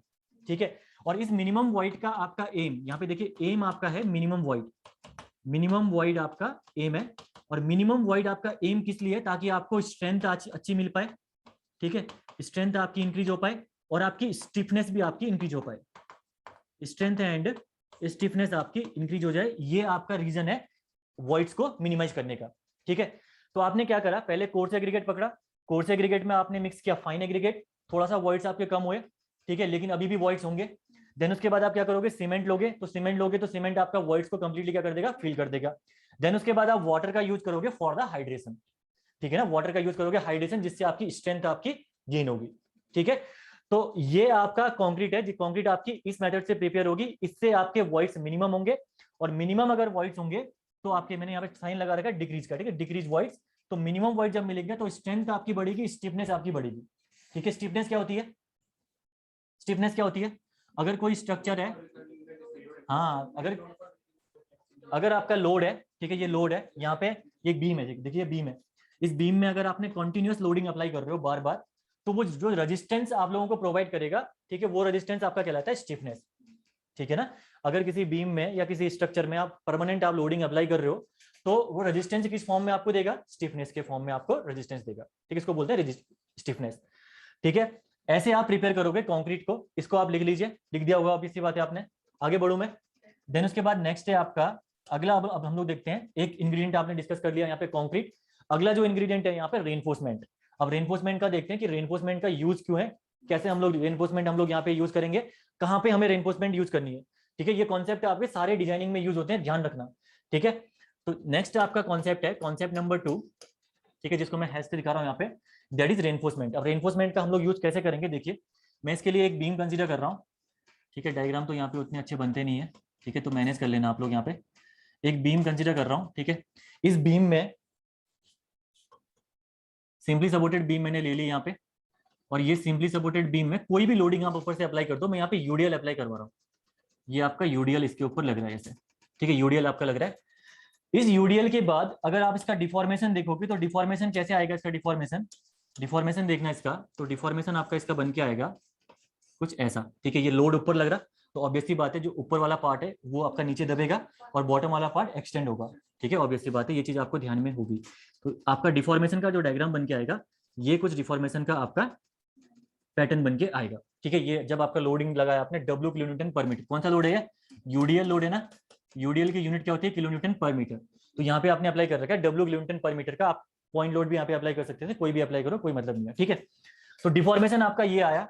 अगर आप देख पा रहे होंगे यहाँ पे टॉप में, देखिए जरा यहाँ पे, जो टॉप में आपके स्ट्रेचेस हैं, ये टॉप में स्ट्रेचेस क्या जनरेट हो रहे हैं आपके, कॉम्प्रेसिव स्ट्रेचेस ना। यहाँ पे देखिए इनका जो आपका पैटर्न है, ठीक है, टॉप में जो इनका पैटर्न है, ये आपका पैटर्न है इनका कुछ ऐसा, क्या बन गया, एक सेकंड रुकना। तो टॉप में जो आपके स्ट्रेचेस आए, ये स्ट्रेचेस आपके आ गए कॉम्प्रेसिव स्ट्रेचेस। ठीक है, तो कॉम्प्रेसिव स्ट्रेचेस देखिए इनका, देखिए ये आपका इनकी डायरेक्शन है, इसी वजह से आपका, इन्हीं फोर्सेस की वजह से ये आपका डिफॉर्मेशन ऐसा आया होगा। तो यहाँ पे आपके स्ट्रेचेस हैं कॉम्प्रेसिव स्ट्रेचेस। अगर बॉटम की बात करोगे तो बॉटम में एक्सटेंशन हो रखा है, तो कौन से स्ट्रेचेस आएंगे यहाँ पे, टेंसाइल स्ट्रेचेस। तो बॉटम पे जो डायरेक्शन है आपकी स्ट्रेचेस की ये है, ठीक है, और यहाँ पे मैं लिख देता हूँ टेंसाइल स्ट्रेचेस, ये इनकी डायरेक्शन है। ठीक है, neutral axis let us consider किसी की यहाँ पे है। ठीक है, न्यूट्रल एक्सिस का काम क्या होता है, कंप्रेशन और टेंशन को डिवाइड करना। ठीक है, आपको पता है न्यूट्रल एक्सिस के एक साइड आपका कंप्रेशन होगा, एक साइड आपका टेंशन होगा। अगर सिंपली सपोर्टेड की मैं बात करूं, अभी आप लोगों के मैक्सिमम जो बीम आप डिजाइन करने वाले हो सिंपली सपोर्टेड ही डिजाइन करने वाले हो। सिंपली सपोर्टेड में आप देख पा रहे होंगे टॉप में क्या है, कंप्रेशन, बॉटम पे क्या है, टेंशन। तो जब मैं डिजाइनिंग करूंगा तो वहां पे जब मैं स्ट्रेस डायग्राम लूंगा तो स्ट्रेस डायग्राम में मैं क्या करूंगा, टॉप में कंप्रेशन को लूंगा और बॉटम पे क्या लूंगा, टेंशन को, यानी न्यूट्रल एक्सिस से ऊपर कंप्रेशन, न्यूट्रल एक्सिस से बिलो टेंशन। देन उसके बाद यहाँ पे देखिए लेट अस कंसीडर इसकी न्यूट्रल एक्सिस आपकी यहाँ पे लाई कर रही है, that is the neutral axis, इसके ऊपर कंप्रेशन, इसके बिलो टेंशन। ठीक है, अब देखिए आप, जो कॉम्प्रेसिव स्ट्रेसेस हैं उसको तो कैरी कौन कर लेगा, कंक्रीट, ये कंक्रीट की बीम है यहाँ पे। ठीक है, यहाँ पे है कंक्रीट। अगर मैं बात करूं कॉम्प्रेसिव स्ट्रेसेस की, तो कंक्रीट की कॉम्प्रेसिव स्ट्रेस का कहीं तोड़ है ही नहीं, तो कंक्रीट आपका बेस्ट होता है कॉम्प्रेशन में। तो कॉम्प्रेसिव स्ट्रेस को कौन कैरी कर लेगा यहाँ पे, कंक्रीट। लेकिन प्रॉब्लम तो टेंशन में है ना, यहाँ पे जो ये टेंशन है, इस टेंशन की वजह से अगर आप कुछ यहाँ पे प्रोवाइड नहीं करते हो तो इस टेंशन की वजह से ऐसे क्रैकिंग यहाँ पे आ जाएगी। ठीक है, यहाँ पे क्रैकिंग आ जाएगी। ठीक है, बड़े से बना दिया मैंने, ये दूसरा भी बड़े से बनाता हूँ, ये आपके यहाँ पे ऐसे क्रैकिंग आ जाएगी इस केस में। ठीक है, अब जब आपकी क्रैकिंग यहाँ पे आ गई तो स्ट्रक्चर आपका फेल हो गया, ऑब्वियस सी बात है। तो आपको क्या करना पड़ेगा, एक ऐसा मटेरियल प्रोवाइड करना पड़ेगा जिससे ये क्रैकिंग रोकी जा सके। ठीक है ना, इससे जिससे कि ये क्रैकिंग रोकी जा सके, और मटेरियल भी ऐसा प्रोवाइड करना पड़ेगा जिसकी टेंसाइल स्ट्रेंथ काफी हाई हो, और वो मटेरियल होता है आपका स्टील। ठीक है, वो मटेरियल कौन सा होता है आपका, स्टील। तो हमने क्या करा, स्टील प्रोवाइड कर दिया कहां पे, जहां पे आपका ये टेंशन अकर कर रहा है। तो कहां प्रोवाइड करूं मैं स्टील, यहाँ पे न्यूट्रल एक्सिस से नीचे। तो न्यूट्रल एक्सिस से नीचे मैं प्रोवाइड कर रहा हूं यहाँ पे स्टील को। ठीक है, न्यूट्रल एक्सिस से नीचे मैं प्रोवाइड कर रहा हूं यहाँ पे स्टील को। देखिए ये आपकी है रेनफोर्समेंट या steel, that is reinforcement, reinforcement जो हम लोग बोलते हैं स्टील, रेनफोर्समेंट या स्टील। ठीक है, ये प्रोवाइड कर दी। अब स्टील का काम आपको समझ में आ गया कि क्या है स्टील का काम, टेंशन को कैरी करना। सिंपल सी बात है, टेंशन को कैरी करना। क्वेश्चन यहाँ पे ये उठना चाहिए आपका कि स्टील ही क्यों, थर्मल एक्सपेंशन सेम होता है, पहला पॉइंट आपका थर्मल एक्सपेंशन सेम होता है, और स्ट्रेन कंपेटिबिलिटी, हाँ वो वही चीज होगी, थर्मल एक्सपेंशन अगर सेम होगा तो स्ट्रेन कंपेटिबिलिटी आपकी सेम रहेगी। इसके अलावा कॉस्ट भी है, कॉस्ट भी है ना, मेन रीजन यही था थर्मल एक्सपेंशन का। देखो होता क्या है, आप यहाँ पे प्रोवाइड कोई भी अदर मटेरियल प्रोवाइड कर सकते हो, एल्यूमिनियम हो गया, गोल्ड हो गया, ठीक है, लेकिन बात क्या है, उनकी कॉस्ट काफी हाई होती है, तो हम लोग ऐसे प्रोवाइड नहीं कर सकते हैं। ठीक है, साथ में अगर आप स्टील प्रोवाइड करोगे तो स्टील का coefficient of thermal expansion alpha of steel is equal to the alpha of concrete होती है, अल्फा ऑफ कंक्रीट। ठीक है, मैंने कंक्रीट यहाँ पे लिख दिया, ये कंक्रीट जिसकी वैल्यू कितनी होती है, almost yes 12 into 10 to the power minus 12, क्या लिखूं यूनिट, यस वेरी गुड, बहुत बढ़िया, ये हो जाएगा आपका mm पर डिग्री सेल्सियस। वेरी गुड, ठीक है, ये कई जगह पूछता हूं मैं, बता नहीं पाते बच्चे। ठीक है, यहाँ पे देखना mm पर डिग्री सेल्सियस, तो यूनिट आपकी ये आ गई, यानी हो क्या रहा, 1 डिग्री सेल्सियस में आपका, ठीक है, 1 mm की आपकी स्टील में इतने mm का इलोंगेशन आ रहा है। ठीक है, ये चीज आप समझ पा रहे हो, इतने mm का इलोंगेशन आ रहा है यहाँ पे, यही इसका मेन है। तभी आपको यहाँ पे कभी देखोगे तो ये इसकी ये लिखा रहता है आपका 12 into 10 to the power minus 12 per degree Celsius only लिखा रहता है, उससे आगे नहीं लिखा रहता। ठीक है ना, तो एक्चुअल में आपकी यूनिट ये रहती है इसकी कोएफिशिएंट ऑफ थर्मल एक्सपेंशन की। तो होगा क्या, देखिए अगर ये दोनों, अगर ये वैल्यू सेम है, यानी एक्सपेंशन सेम आ रहा, जब आपका टेम्परेचर राइज हुआ इस वाले स्ट्रक्चर में, तो अब एक्सपेंशन होगा, एक्सपेंशन दोनों में सेम है तो स्ट्रेसेस आपके डेवलप होंगे ही नहीं, है ना। तो जब स्ट्रेसेस डेवलप नहीं होंगे तो फेलियर आपका अकर नहीं करेगा, यानी क्रैकिंग आपकी नहीं होगी। ठीक है, क्रैकिंग किस केस में होगी, जब आपका जैसे ये 12 है और ये आपका 13 होता, तो अब क्या होता, एक 12 तक जाता, दूसरा आपका 13 तक जाता। तो 12 तक तो कोई स्ट्रेसेस डेवलप नहीं होते, लेकिन जैसे 13 तक जाता तो वहां पे स्ट्रेसेस आपके डेवलप हो जाते, एक डिग्री 1 mm या जो भी उसमें आपकी वैल्यू में डिफरेंस आ रहा है उसकी वजह से। ठीक है, तो इस वजह से हम लोग क्या करते हैं कि स्टील को प्रोवाइड करते हैं यहाँ पे as a reinforcement in simply supported beam या कोई भी आपका स्ट्रक्चर जो आप आरसीसी स्ट्रक्चर यूज कर रहे हो। ठीक है, अब स्टील के टाइप्स हैं, कौन सा ग्रेड आप प्रोवाइड करोगे, Fe250, Fe415, Fe500, depending upon your strength requirement. Clear है, इसको बनाइए,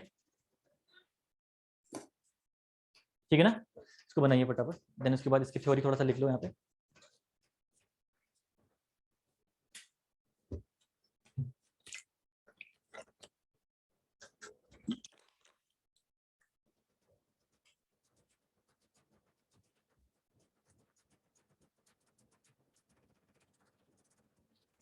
ये बेसिक्स इसके बहुत इंपॉर्टेंट है। एक चीज जरा ध्यान रखना, कभी भी WSM LSM तक मैं बात कर रहा हूँ, यहाँ तक बेसिक क्लासेस मिस मत करना कोई भी स्टूडेंट। अगर बेसिक क्लासेस मिस करोगे आगे आने वाले टाइम पे कुछ ही समझ में नहीं आएगा। और ये मैं गारंटी देता हूँ, बहुत से बच्चों के साथ ऐसा होता भी है, वो क्या करते हैं बेसिक क्लास मिस कर देंगे, सीधे आ रहे होंगे डब्ल्यू रेनफोर्स में। अरे भाई तुमने जब सी फोर्स निकालना सिंगली में नहीं सीखा तो डब्ल्यू में कैसे सीख लोगे। ठीक है ना, तो ये चीज है कि आप लोगों को प्रॉपर तरीके से क्लासेस वो करनी है। अगर मिस कभी होती है, देखो कभी प्रॉब्लम आती है तो बेसिक मत करो, बेसिक में देखो कि 90% 95% चांस में आप कोई भी प्रॉब्लम आए बेसिक क्लास लेके जाओ। ठीक है, और इसकी तो रिकॉर्डिंग भी है वैसे ना, रिकॉर्डिंग भी अवेलेबल आपकी हो रही होगी ना।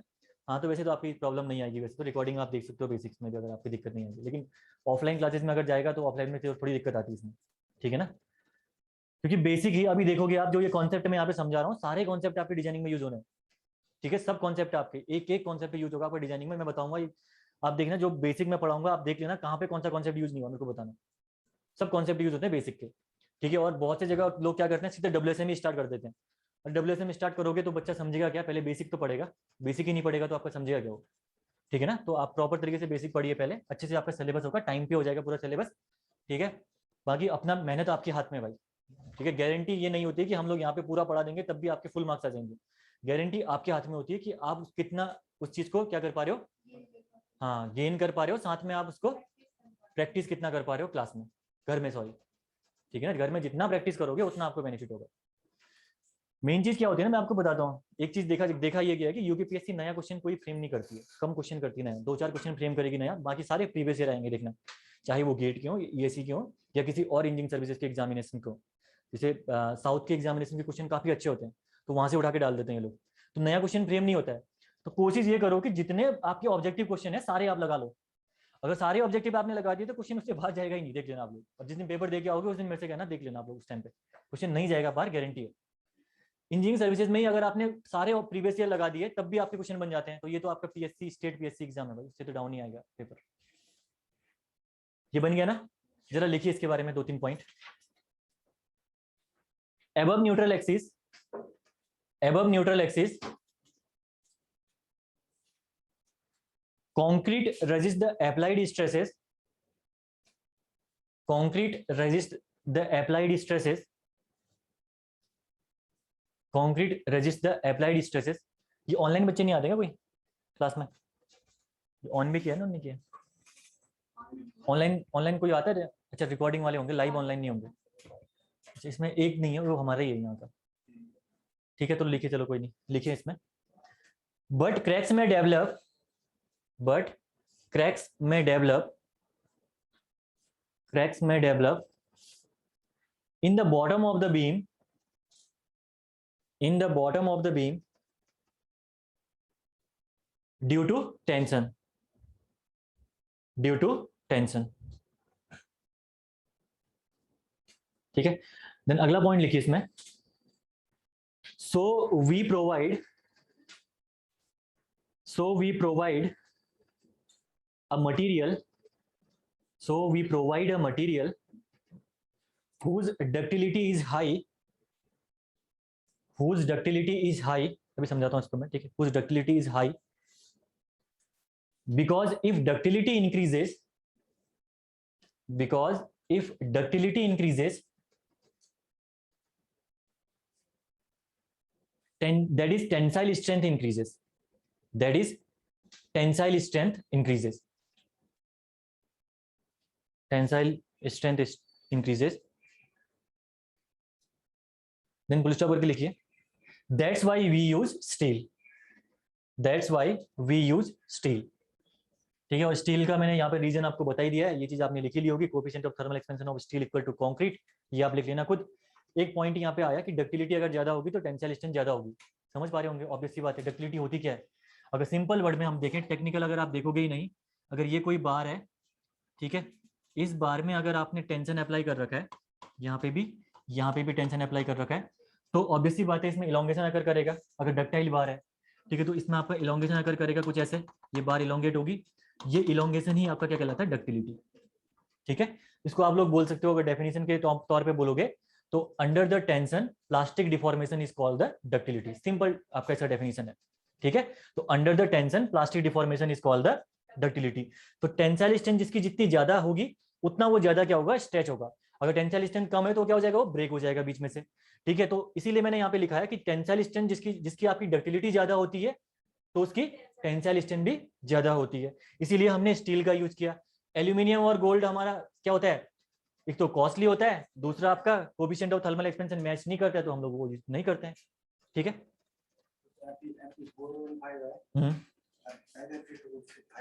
हाँ, ये भी पढ़ोगे आप अभी. ठीक है, मैं बता देता हूँ अभी आपको, लेकिन ये चीजें अभी जब आप टाइप ऑफ स्टील आएगी उस टाइम पे आप इसको प्रॉपर डिस्कस करोगे.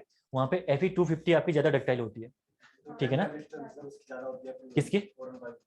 Fe415 की टेंसाइल स्ट्रेंथ ज्यादा होती है Fe415 की. देखिए दो स्ट्रेंथ होती है, एक होती है अल्टीमेट, एक होती है यील्ड स्ट्रेंथ. ठीक है ना? अल्टीमेट स्ट्रेंथ ज्यादा होती है उसकी. ठीक है ना? अल्टीमेट स्ट्रेंथ उसकी ज्यादा होती है 451 की. इसको हम प्रॉपर वे में डिस्कस करेंगे, अभी आने दो उस टॉपिक को. ठीक है, तब आप समझ जाओगे उसको प्रॉपरली. ठीक है ना? तो यहाँ पे अगर आपको नोट करके डक्टिलिटी लिखना है तो लिख लो यहाँ पे, अदरवाइज मैं आगे बढ़ता हूँ. इसके अलावा लिख लिया तो डक्टिलिटी आप लिख सकते हो under the tension plastic deformation is called ductility. ठीक है, तो ये हो गया आपका स्टील रेनफोर्समेंट के बारे में, क्यों स्टील का हम लोग यूज कर रहे हैं. ठीक है, नेक्स्ट है अब अगला आप लोग देखते हैं. देखिए पीसीसी और आरसीसी आपने सुना होगा, प्लेन सीमेंट कंक्रीट और रेनफोर्स्ड सीमेंट कंक्रीट. इनके बीच में हम लोग को डिफरेंस थोड़ा देखना है. ठीक है, तो ये डिफरेंस क्या होता है? वैसे कंक्रीट टेक्नोलॉजी का पार्ट है, लेकिन थोड़ा सा डिफरेंस हम लोग यहाँ पे देख लेते हैं. बेसिक डेफिनेशन कुछ नहीं लिखेंगे हम लोग यहाँ पे, जस्ट बेसिक डिफरेंस हम लोग यहाँ पे देख लेते हैं पीसीसी और आरसीसी के बीच में. तो आप हेडिंग डालिएगा यहाँ पे. अगला बेसिक में आपका नेक्स्ट आएगा आपका डिफरेंस बिटवीन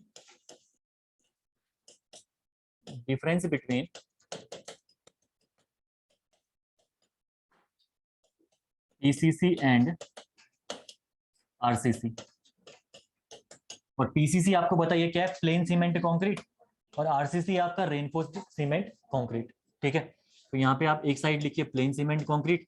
इसकी टेक्निकल डेफिनेशन के टर्म पे हमें जाना ही नहीं है, जस्ट समझना है हमें कि होता क्या है प्लेन सीमेंट कंक्रीट. और सेकेंड अगर हम देखें यहाँ पे तो दूसरी आपकी रेनफोर्स्ड सीमेंट कंक्रीट.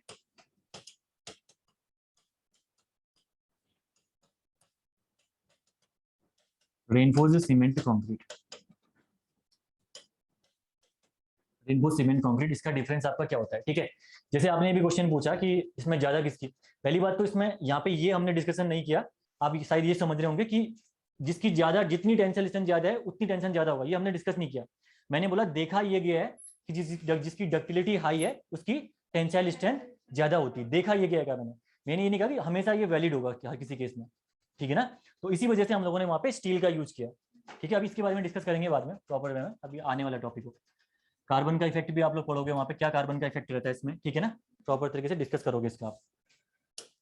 यहाँ पे देखिए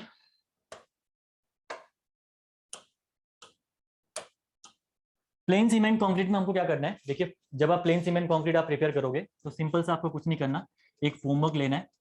ये फोमवर्क आपने कंसीडर किया. ठीक है, इस फोमवर्क में ये फोमवर्क आपने लिया और फोमवर्क में आपने डायरेक्टली प्लेस कर दी कंक्रीट. क्या प्लेस किया आपने? कंक्रीट. ये कंक्रीट प्लेस कर दी और जब ये कंक्रीट आपकी सेट हो जाएगी तो आपका ये हो जाएगा प्लेन सीमेंट कंक्रीट. आपने यहाँ पे कुछ भी एक्स्ट्रा यूज नहीं किया. सिंपल वर्ड में, टेक्निकल आपका देखो सिंपल है. ठीक है, प्लेन रेनफोर्स्ड सीमेंट कंक्रीट में आप क्या करेंगे? देखिए जब ये फोमवर्क आपने लिया यहाँ पे, ठीक है, तो इस फोमवर्क में आप लोग क्या करोगे? क्या करेंगे आप लोग इस फॉर्मवर्क में? स्टील ऐड करेंगे। यहाँ पे हम लोग क्या करेंगे, यहाँ पे स्टील आप कुछ ऐसे ऐड कर दो, ऐसे आप लोग यहाँ पे स्टील ऐड कर दो, ठीक है, पहले स्टील ऐड कर दो। देन जैसे ही आपने स्टील ऐड किया तो स्टील ऐड करने के बाद अब आप प्लेस करो यहाँ पे कंक्रीट। अब आप प्लेस करिए कंक्रीट। तो जब ये कंक्रीट आपकी सेट हो जाएगी तो आपका क्या बन जाएगा, ये आरसीसी। सिंपल है, ज्यादा कुछ यहाँ पे हमें दिमाग लगाने की जरूरत ही नहीं है, ठीक है। एक्स्ट्रा हम लोग कोई टेक्निकल बहुत डेफिनेशन बड़ी नहीं लेके जाएंगे, क्योंकि आपका ये इजी वे में हम समझ सकते हैं। फॉर्मवर्क आपने यूज कर दिया, फॉर्म एम कर लेना यहाँ पे, ठीक है ना। ये फॉर्मवर्क क्लियर है। आरसीसी पीसीसी यूज अगर मैं बात करूं यहाँ पे पीसीसी का, तो इसका यूज हम लोग करते हैं माइनर इंपॉर्टेंस ऑफ वर्क में, ठीक है। जहाँ पे आपका वर्क का इंपॉर्टेंस माइनर हो वहां पे हम लोग यूज करते हैं। जैसे आपने देखा होगा आपकी गलियां बन रही है गाँव, जैसे स्ट्रीट्स बनती है ना अभी आजकल, तो स्ट्रीट में हम लोग क्या करते हैं, नॉर्मली सीधे सीधे कंक्रीट बिछा देते हैं और आपकी स्ट्रीट बन गई, ठीक है। वहां पे हम लोग आरसीसी का यूज तो ना करते हैं, तो इसका हम लोग यूज कर सकते हैं स्ट्रीट्स में, ठीक है। स्ट्रीट्स के अलावा हम लोग इसका यूज कर सकते हैं फाउंडेशन में, ठीक है। इसका हम लोग यूज कर सकते हैं फाउंडेशन में। फाउंडेशन में सभी फाउंडेशन में नहीं, ऑलवेज नॉट ऑल। एक राफ्ट फाउंडेशन होती है, उस राफ्ट फाउंडेशन में हम लोग स्टील का यूज करते हैं, ठीक है। जहाँ पे सॉइल की आपकी बियरिंग कैपेसिटी कम होती है या सॉइल आपकी लूज होती है, तो वहां पे हम लोग क्या करते हैं, पहले पहले रेनफोर्समेंट बिछाते हैं, उसके बाद कॉन्क्रीट प्लेस करते हैं, ठीक है। तो उसके लिए नहीं है, यहाँ पे आप लिख भी सकते हो except raft foundation. Raft foundation लिखा हुआ समझ में तो आ रहा ना, ये 2-3 दिनों में राइटिंग सही हो जाएगी, ठीक है। क्योंकि मैं 6-8 महीने बाद यहाँ पे आ रहा हूँ, बोर्ड दूसरे होते हैं ना वहाँ पे, डिजिटल बोर्ड हर जगह नहीं है, तो राइटिंग थोड़ी सी यहाँ पे अभी इनिशियली प्रॉब्लम आएगी, 1-2 दिन बाद में यहाँ पे सही हो जाएगी पूरी चीजें, ठीक है। तो स्ट्रीट्स हो गया आपका, फाउंडेशन हो गया आपका, ठीक है। अगर इसका देखोगे ना बेस्ट एग्जाम्पल अगर मैं बताऊँ ना पीसीसी का, तो Yamuna express way. Yamuna express way आपका पूरा पीसीसी का बना हुआ है, ठीक है। तो एग्जाम में तो पूछेगा नहीं, लेकिन जैसे आपको बता दे रहा हूँ कि यमुना एक्सप्रेस वे इसका एग्जाम्पल है। हाँ, मे भी इंटरव्यू में आपसे पूछ दे कि पीसीसी और आरसीसी के बीच में डिफरेंस बताइए, और आपने डिफरेंस बताया, वो बोल दे आपसे कि पीसीसी का बेस्ट एग्जांपल अभी के टाइम पे आपका कौन सा है, तो यमुना एक्सप्रेसवे। और इसको बताने का रीजन क्या है, क्योंकि ये मोस्ट न्यूज में रहता है आपका, ठीक है। कभी वहाँ पे कुछ एक्सीडेंट, कभी कुछ न्यूज में आपका बहुत ज्यादा रहता है यमुना एक्सप्रेसवे, तो इसीलिए मैंने आपको एग्जाम्पल बता दिया यमुना एक्सप्रेसवे। आप लिख भी सकते हो यहाँ पे यमुना एक्सप्रेसवे, ठीक है। एग्जाम्पल आप इसका लिख लो, यमुना एक्सप्रेसवे, यमुना एक्सप्रेसवे। उसके बाद वो आपसे ये भी पूछ देगा कि यमुना एक्सप्रेसवे किसको कहाँ से जोड़ता है, दिल्ली आगरा शायद, है ना, दिल्ली आगरा वाला हाईवे हो, तो दिल्ली आगरा, ठीक है। तो ध्यान रखना ये चीजें। देन उसके बाद है आपका रेनफोर्स सीमेंट कंक्रीट। अगर मैं बात करूँ रेनफोर्स सीमेंट कंक्रीट की, तो इसका यूज आपका होता है जहां पे आपकी स्ट्रेंथ की रिक्वायरमेंट हाई हो, ठीक है। आपको काफी हाई स्ट्रेंथ चाहिए, जैसे कोई बिल्डिंग आपकी बन रही है, बिल्डिंग में स्ट्रेंथ की रिक्वायरमेंट हाई होती है नहीं होती है, तो जो यहाँ पे बीम बनाते हो, जो आप कॉलम बनाते हो, जो यहाँ पे स्लैब डालते हो, पीसीसी से तो ना डालते हो आप लोग, यहाँ पे मैक्सिमम आप लोग क्या यूज करते हो आप लोग, आरसीसी का। तो इसके एग्जांपल्स आपके हो गए स्लैब्स, बीम, ये आपका हो गया कॉलम, ठीक है, ईटीसी। ये आपके एग्जांपल्स हो गए किसके, आपके रेनफोर्स सीमेंट कंक्रीट के, ठीक है। प्रॉपर समझ में आया पीसीसी और आरसीसी में डिफरेंस क्या है, इसको लिख लो फटाफट, आगे बढ़ता हूं मैं इसके बाद, ठीक है। अभी बेसिक चल रहा, आरसीसी स्टार्ट नहीं हुई है। आरसीसी मेरे को लगता नहीं इंट्रोडक्शन में स्टार्ट होती है, आरसीसी होती है डब्ल्यूएसएम से स्टार्ट प्रॉपर, ठीक है। अगर ये चीजें क्लियर नहीं होंगी यहाँ, तो फिर डब्ल्यूएसएम में आपको प्रॉब्लम आएगी।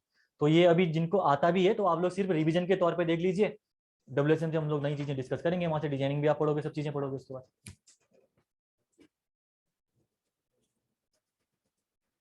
1.5 घंटे की टाइमिंग वैसे काफी कम है, कुछ भी नहीं हो पाएगा इसमें, तो एक पेज हुआ है देखो।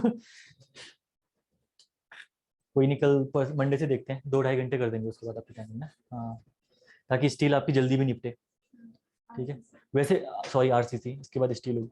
आरसीसी नॉर्मल अगर क्लास में जाएगी तो हमारी पूरा 80 से 100 आवर्स जाती है पूरी आरसीसी।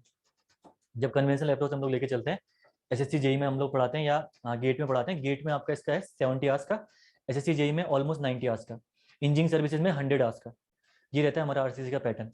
लेकिन आपका यहाँ पे एक तो सिलेबस में मेंशन कम है, तो हम लोग topic to topic, point to point पढ़ेंगे यहाँ पे, ठीक है। जो आपके लिए इंपॉर्टेंट है वही पढ़ेंगे, फालतू चीजों में नहीं जाना हमें घुसना, क्योंकि अब देखो डब्ल्यूएसएम में अगर हम करेंगे तो डब्ल्यूएसएम हमारा वहाँ पे 1.5 वीक तक चलता है, क्योंकि सारे कन्वेंशनल क्वेश्चन हम लोग वहाँ पे सॉल्व करते हैं, सारी डिजाइनिंग हम लोग करते हैं वहाँ पे। लेकिन वहाँ पे सारी डिजाइनिंग आपको पढ़नी नहीं है, यहाँ पे आपको डिजाइनिंग वही कराऊंगा जो आपके लिए इंपॉर्टेंट हो, जहाँ से क्वेश्चन बन सकते हैं, जो फॉर्मूले आपको याद करने में दिक्कत हो, उनकी डिजाइनिंग कराऊंगा, बाकी हम लोग फॉर्मूले भी डायरेक्ट लिखेंगे उसके अलावा।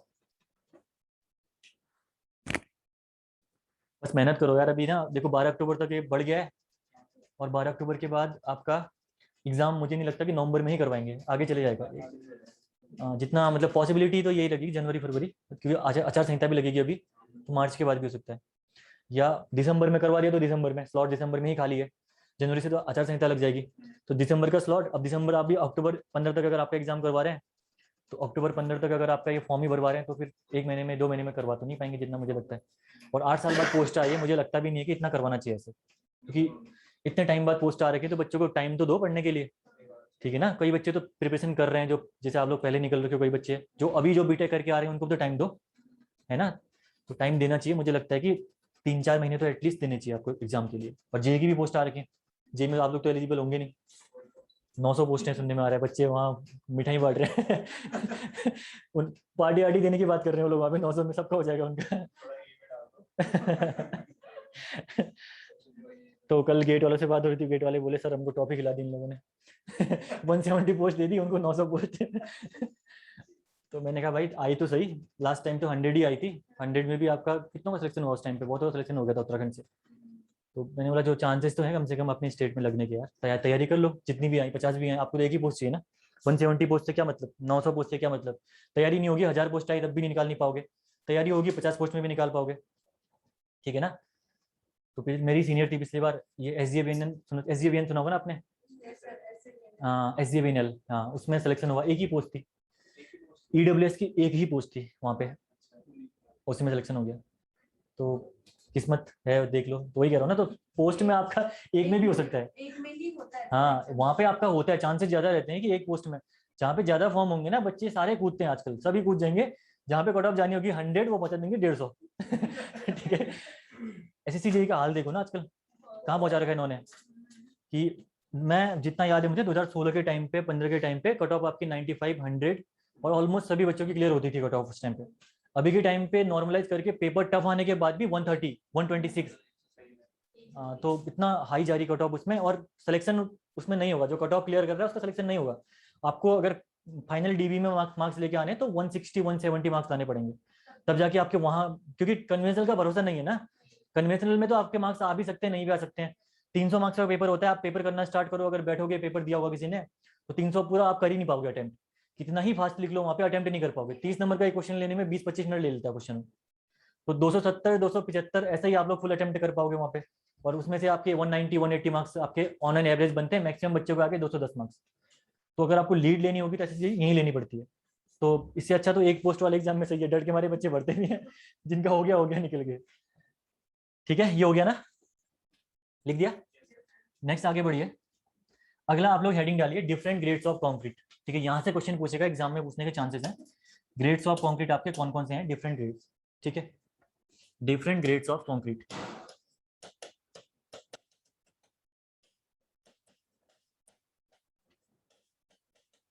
Different grades of concrete, concrete के हम लोग ग्रेड्स यहाँ पे डिस्कस करते हैं, जो जो ग्रेड्स आपके यूज होने वाले हैं यहाँ पे, ठीक है। सबसे पहला तो आपसे पूछ सकता है कि कितने टाइप की आपकी कंक्रीट होती है, 3 टाइप की होती है, नॉर्मली पूछे तो 2 टाइप की, plane cement concrete, reinforce cement concrete, ठीक है। अगर ग्रेड के बेस पे पूछे तो 3 टाइप के ग्रेड्स होते हैं कंक्रीट के, स्टैंडर्ड, ऑर्डिनरी, हाई स्ट्रेंथ, और वही चीजें अभी यहाँ पे डिस्कस करनी है आपको यहाँ पे, ठीक है। टेबल बना लीजिए, सीरियल नंबर डालना है यहाँ पे, उसके बाद आप लोग डाल लेंगे ग्रेड, ठीक है, देन उसके बाद डालोगे कंक्रीट, देन डालोगे ग्रेड, उसके बाद कंक्रीट, देन आप लोग डालोगे यहाँ पे ग्रेड, और थोड़ा सा यूज भी देख लेते हैं इसका, क्या पता कभी यूज पूछ ले एग्जाम में, ठीक है, अपर लेवल के एग्जाम में पूछने के चांसेस रहते हैं इसके। ग्रेड में सबसे पहला आपका ग्रेड रहेगा आपका कंक्रीट का, पहला ग्रेड है स्टैंडर्ड ग्रेड, ठीक है, स्टैंडर्ड कंक्रीट लिख दो आप, स्टैंडर्ड कंक्रीट, स्टैंडर्ड कंक्रीट पहला है आपका स्टैंडर्ड कंक्रीट। स्टैंडर्ड कंक्रीट के लिए अगर आपको ग्रेड याद होगा तो ये कितना होता है आपका, M10 से लेकर M20, ये होता है आपका स्टैंडर्ड कंक्रीट के लिए ग्रेड, ठीक है, M10 से M20। और जो इसका यूज होता है हम लोग करते हैं लीन कंक्रीटिंग में, कहाँ पे, लीन कंक्रीटिंग में। लीन कंक्रीट क्या होता है, लीन कंक्रीटिंग में, ठीक है। अगर मैं बात करूं लीन कंक्रीटिंग की तो पहले नाम सुना है इसका आपने, वर्केबिलिटी, वेरी गुड, हाँ वर्केबिलिटी बहुत हाई होती है। देखिए ये होता क्या है, ये आपका कंक्रीट जिसमें आपका लीन कंक्रीट ऐसा कंक्रीट होता है जिसमें आपका वाटर बाई सीमेंट का रेशियो, वाटर बाई सीमेंट का रेशियो काफी हाई होता है, यानी वाटर ज्यादा है सीमेंट आपका कम है। जब वाटर बाई सीमेंट का रेशियो काफी हाई होगा तो ऑब्वियसली बात है लिक्विड फॉर्म में ही होगा, तो इसका हम लोग यूज करते हैं फिलिंग में। कहाँ पे यूज करते हैं? फिलिंग में यूज करते हैं। ठीक है, water cement ratio high, used in filling. यहाँ पे आप लिख दीजिए यूज्ड इन फिलिंग। पूछ दिया कभी आपसे एग्जाम में तो आप ध्यान रखना ये चीज। ठीक है, यूज्ड इन फिलिंग पहला हो गया आपका ये, जो आपका है स्टैंडर्ड कंक्रीट। ठीक है, सेकंड अगर मैं बात करूं, सॉरी ये गलत लिख दिया मैंने, स्टैंडर्ड नहीं ऑर्डिनरी कंक्रीट, भाई बता भी नहीं रहे हो आप ध्यान ही नहीं आया, मैं गलत लिख दिया है, स्टैंडर्ड नहीं ऑर्डिनरी कंक्रीट। पहला हो गया आपका ये ऑर्डिनरी कंक्रीट, छाप के मत जाना, देख लिया करो थोड़ा। दूसरा आपका है स्टैंडर्ड कंक्रीट, अगला है आपका स्टैंडर्ड कंक्रीट। अगर मैं बात करूं स्टैंडर्ड कंक्रीट की, तो स्टैंडर्ड कंक्रीट के लिए ग्रेड है आपका M25 से लेकर M60 तक। ठीक है, ये ग्रेड आपका जाता है M25 से लेकर M60 तक इसका ग्रेड जाता है। और अगर मैं बात करूं इसके यूजेस की, तो इसका आप यूज करते हो आरसीसी वर्क, और दूसरा आप लोग यूज करते हो प्रीस्ट्रेस वर्क। प्रीस्ट्रेस वर्क में आप इसका यूज करते हो, किसका? स्टैंडर्ड कंक्रीट का। देन थर्ड नंबर की जो कंक्रीट है आपकी, that is high strength concrete. ये आपकी है high strength concrete. High strength concrete, अगर मैं बात करूं हाई स्ट्रेंथ कंक्रीट की, तो यहाँ पे आपका ग्रेड होता है M65 से लेकर 100 तक, M100 तक, M100 तक। हाँ कहीं कहीं पे 80 लिखा हुआ, लेकिन आजकल ये रिवाइज हो रखी है, कोड ध्यान रखना, कोड पूरी रिवाइज हो रही है। M25 से M55 लिखा हुआ है आपके पुराने वाले कोड में। ठीक है, कोड रिवीजन हो रहा है, कोड का रिवीजन प्रॉपर देख लेना, 2012-13 में रिवाइज हुआ था कोड। ठीक है, तो यहाँ पे जो वैल्यूज लिखा ना वो रिवाइज्ड वैल्यूज है। दूसरा आपका M65 से M100, और यहाँ पे आपका very high strength RCC work, very high strength RCC work, और साथ में आपका प्रीस्ट्रेस वर्क, प्रीस्ट्रेस वर्क में। और यहाँ से क्वेश्चन आने के चांसेस रहते हैं। पिछली बार यूपीपीएससी का अगर आपने एग्जाम दिया होगा तो यही क्वेश्चन पूछा था, स्टैंडर्ड कंक्रीट का ग्रेड। ठीक है, 3 मार्क्स का क्वेश्चन था, स्टैंडर्ड कंक्रीट का ग्रेड M25 से M60। बच्चों ने कोड रिवाइज नहीं कर रखा था, M55 लगा के आगे। और आंसर की जब देखी होगी आपने, M60 तक ही दिया था उन्होंने आंसर। तो क्वेश्चन आपके बन सकते हैं यहाँ से। ठीक है, ये हो गया आपका पहला।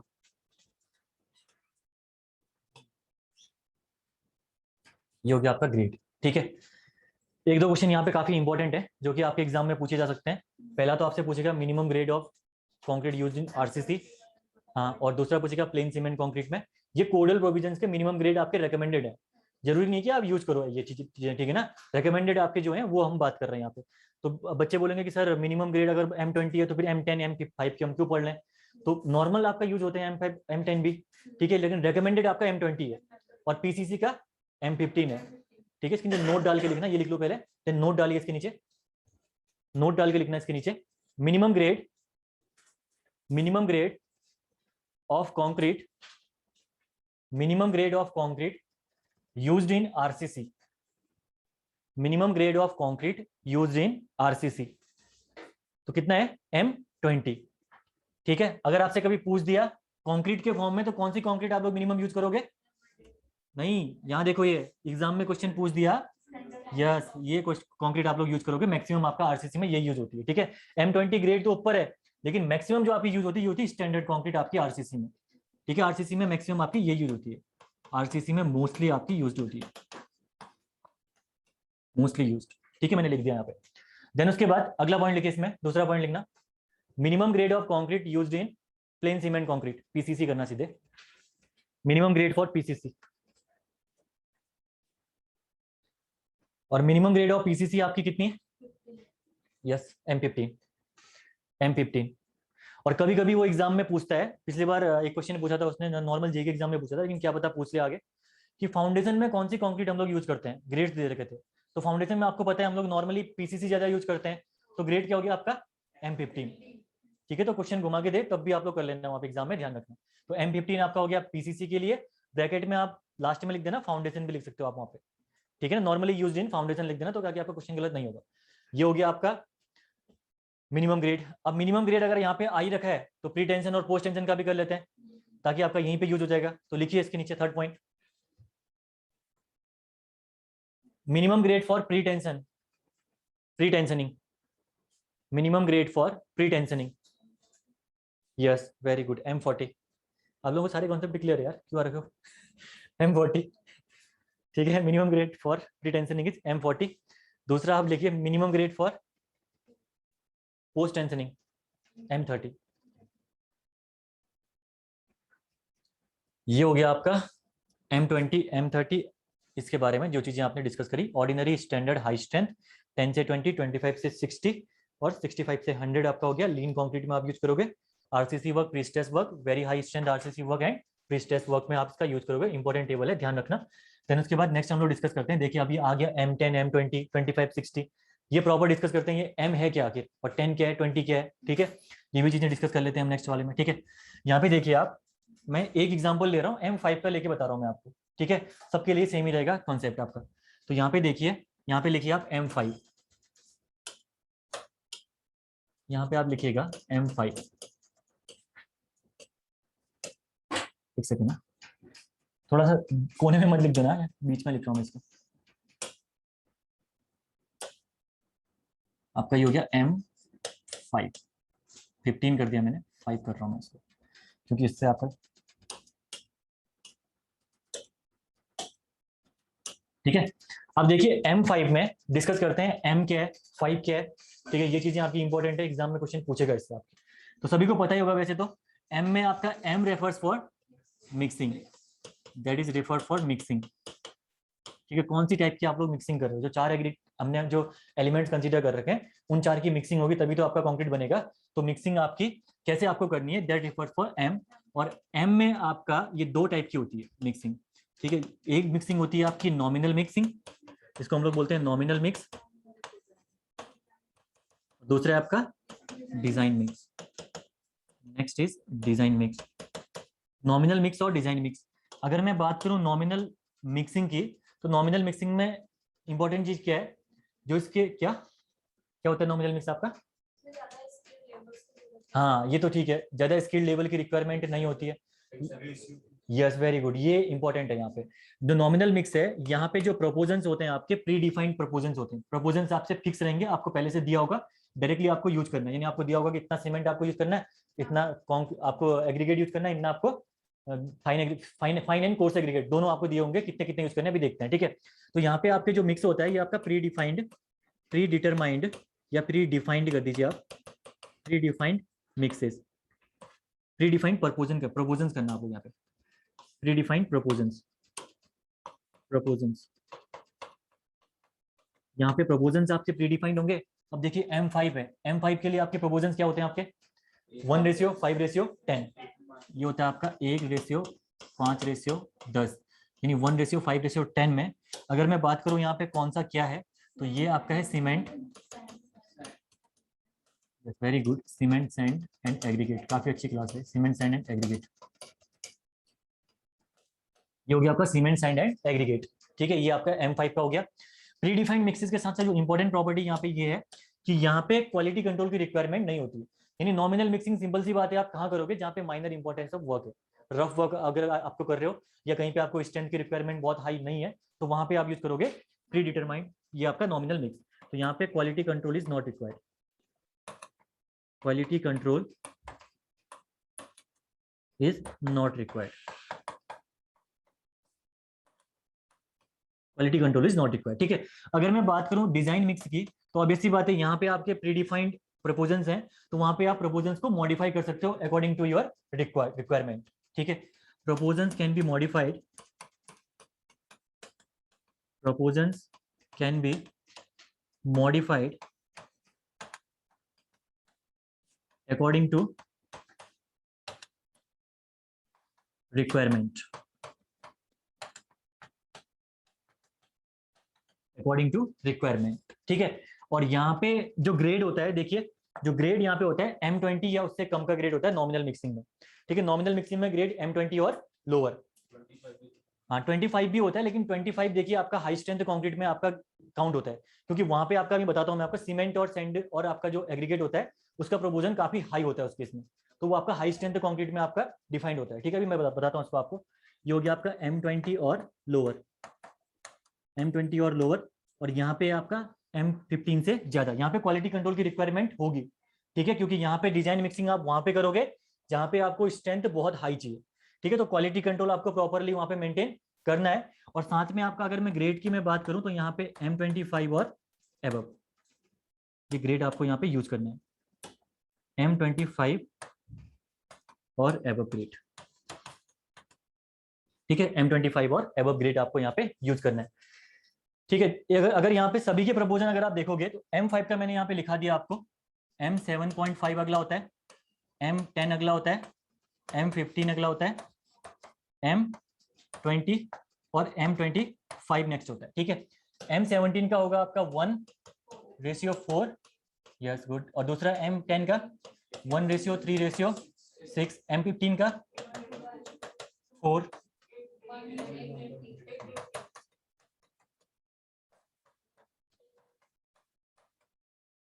M15 देखिए, अगर आप देख पा रहे होंगे तो एक सीमेंट लग रहा, एक आपका फाइन एग्रीगेट और आपका दो आपका क्या लग रहा है यहाँ पे कोर्स एग्रीगेट। तो यहाँ पे जो स्ट्रेंथ मिलती है वो बहुत हाई स्ट्रेंथ मिलती है, इसीलिए इसको हम लोग डिजाइन मिक्स में कंसीडर करते हैं। हम लोग जनरली कई बुक्स में आपको M25 तक भी दिया होगा, लेकिन इन जनरल केस हम लोग M20 तक ही मानते हैं, क्या आपका नॉमिनल मिक्सिंग, ठीक है। एग्जाम में भी आएगा तो M20 ही लगा के आना, मोर अप्रोप्रिएट वही है, ठीक है। तो M20 आपका ये हो गया, और M25 से ज्यादा अगर आपका है तो वो आपका कंसीडर हो जाएगा डिजाइन मिक्सिंग के अंदर। तो ये तो पढ़ लिया आपने मिक्सिंग के बारे में। देन उसके बाद नेक्स्ट में आपका ये 5 है, अब यहाँ पे ये 5 है, ये 5 क्या है यहाँ पे आपका, यस वेरी गुड, ये आपका है, ये पता नहीं क्या बन गया, देखो मेरा इधर ही जा रहा था ये आपका है कैरेक्टरिस्टिक स्ट्रेंथ, 5 यहाँ पे है characteristic strength, characteristic strength public, इसको हम लोग बोलते हैं फेलियर स्ट्रेंथ, और यूनिट न्यूटन पर mm², यस यूनिट इसकी होगी न्यूटन पर mm², ठीक है। This is the unit of the characteristic strength या फेलियर स्ट्रेंथ, ठीक है। इसको लिखो, इसके बाद हेडिंग डालेगा कैरेक्टरिस्टिक स्ट्रेंथ आपकी क्या होती है। इसको हम लोग रिप्रेजेंट करते हैं FCK से, ध्यान रखना, ठीक है ना। FCK से रिप्रेजेंट करेंगे आने वाले टाइम पे इस कैरेक्टरिस्टिक स्ट्रेंथ को। मेन चीज है क्या, मतलब अगर M5 है तो इसका मतलब है कि इसकी आपकी मैक्सिमम स्ट्रेंथ जो ये कैरी कर पाएगा 5 न्यूटन पर mm², ठीक है। इसको अभी हम लोग समझते भी हैं, एक बार इसको आप कर लो इसको प्रॉपर्ली, इसके बाद हम डिस्कस करते हैं।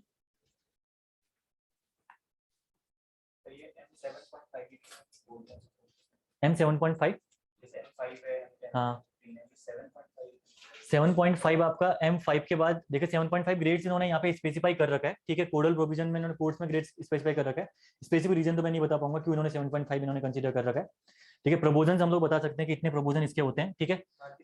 हाँ 5 के मल्टीपल में ले रखा है इन्होंने, लेकिन ये अलग ले लिया इन्होंने, ठीक है ना। तो उस टाइम पे क्या पता बहुत, क्योंकि अभी तो डेवलप हुआ नहीं है, ठीक है। ये डेवलप हुआ है काफी बहुत पुराने टाइम पे, जब LSM आपका इनिशियली स्टार्टिंग था, तो उस टाइम पे इन्होंने ग्रेड क्या पता इनिशियली ये ले लिया हो, तब आपका M10 तक ही चलता था उस टाइम पे। देन उसके बाद उन्होंने 5 के मल्टीपल में लिया, क्योंकि स्ट्रेंथ आपकी इसमें अगर देखोगे 5 और 7.5 में बहुत अंतर तो नहीं होगा ना स्ट्रेंथ का, 2.5 के में कितना अंतर होगा स्ट्रेंथ का, तो स्ट्रेंथ का अंतर थोड़ा सा ज्यादा हो, इसलिए M10 M15 ले लिया उन्होंने बाद में, उसके बाद यही रीजन रहा होगा, ठीक है। एग्जैक्ट रीजन हम लोग नहीं डिस्कस कर सकते हैं इसका, हो गया।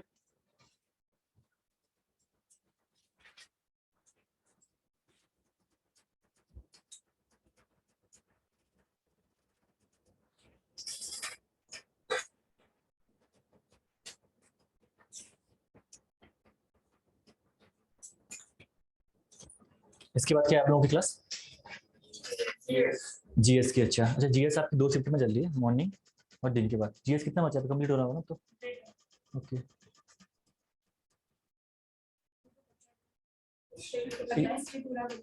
हिस्ट्री पूरा बचा है अभी, ओके।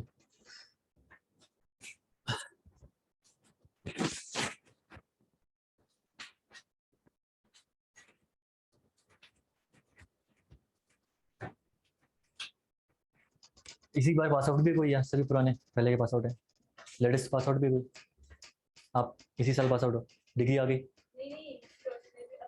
20 में पास आउट होंगे ना, 20 में आप भी, ओके सही है।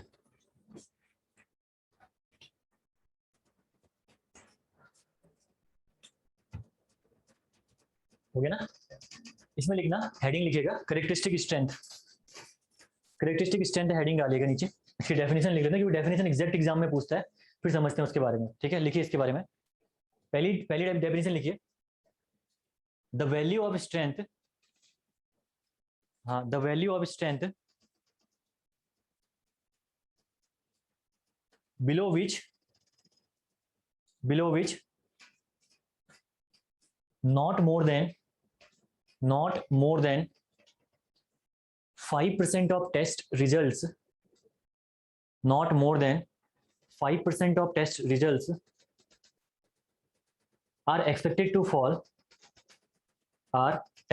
fall is called characteristic strength.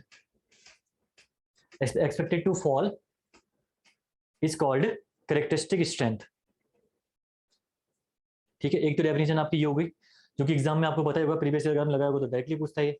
अगली लिखना, नेक्स्ट डेफिनेशन लिखिए इसमें। Compressive strength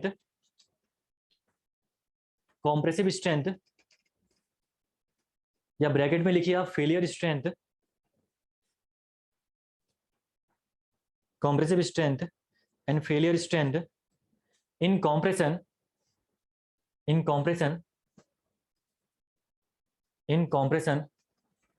at 28 days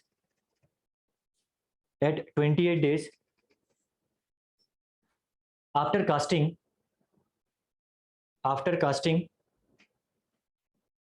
by testing tubes of 150 mm size, after casting testing cubes of 150 mm size. ठीक है, सेकंड डेफिनेशन तो इजी है, कुछ भी नहीं है। ये बोल रहा है आपसे कि जो कैरेक्टरिस्टिक स्ट्रेंथ है आपकी फेलियर स्ट्रेंथ है। मेन इंपॉर्टेंट यहाँ पे क्या है, कितने डेज में कैलकुलेट होगी। 28 डेज में बता रहा आपको। साइज ऑफ क्यूब आपने क्या लिया टेस्टिंग में, 150 mm का या 15 सेंटीमीटर का। ये टेस्टिंग आप लोग पढ़ोगे कंक्रीट में, बीएमसी जब आप पढ़ोगे वहाँ पे कंक्रीट के टेस्ट में आप ये टेस्टिंग प्रॉपर पढ़ोगे वहाँ पे उस टाइम पे। ठीक है, सेकंड वाले में आपका ये हो गया। फर्स्ट वाले में आप देखिए ये कह रहा है the value of strength below which 5% of test results are expected to fall and 95% times the results are passed. ठीक है, तो हम क्या कर रहे हैं, जनरली जो क्यूब्स आप लोग टेस्ट करते हो 100 क्यूब्स लेते हैं टेस्टिंग में। ठीक है, मैं कुछ भी एक ऑर्डर ले रहा हूं समझाने के लिए, इसको देखिए यहाँ पे एक्सप्लेनेशन देखिए इसका। ठीक है, arrange 100 cube test results, arrange 100 cube test results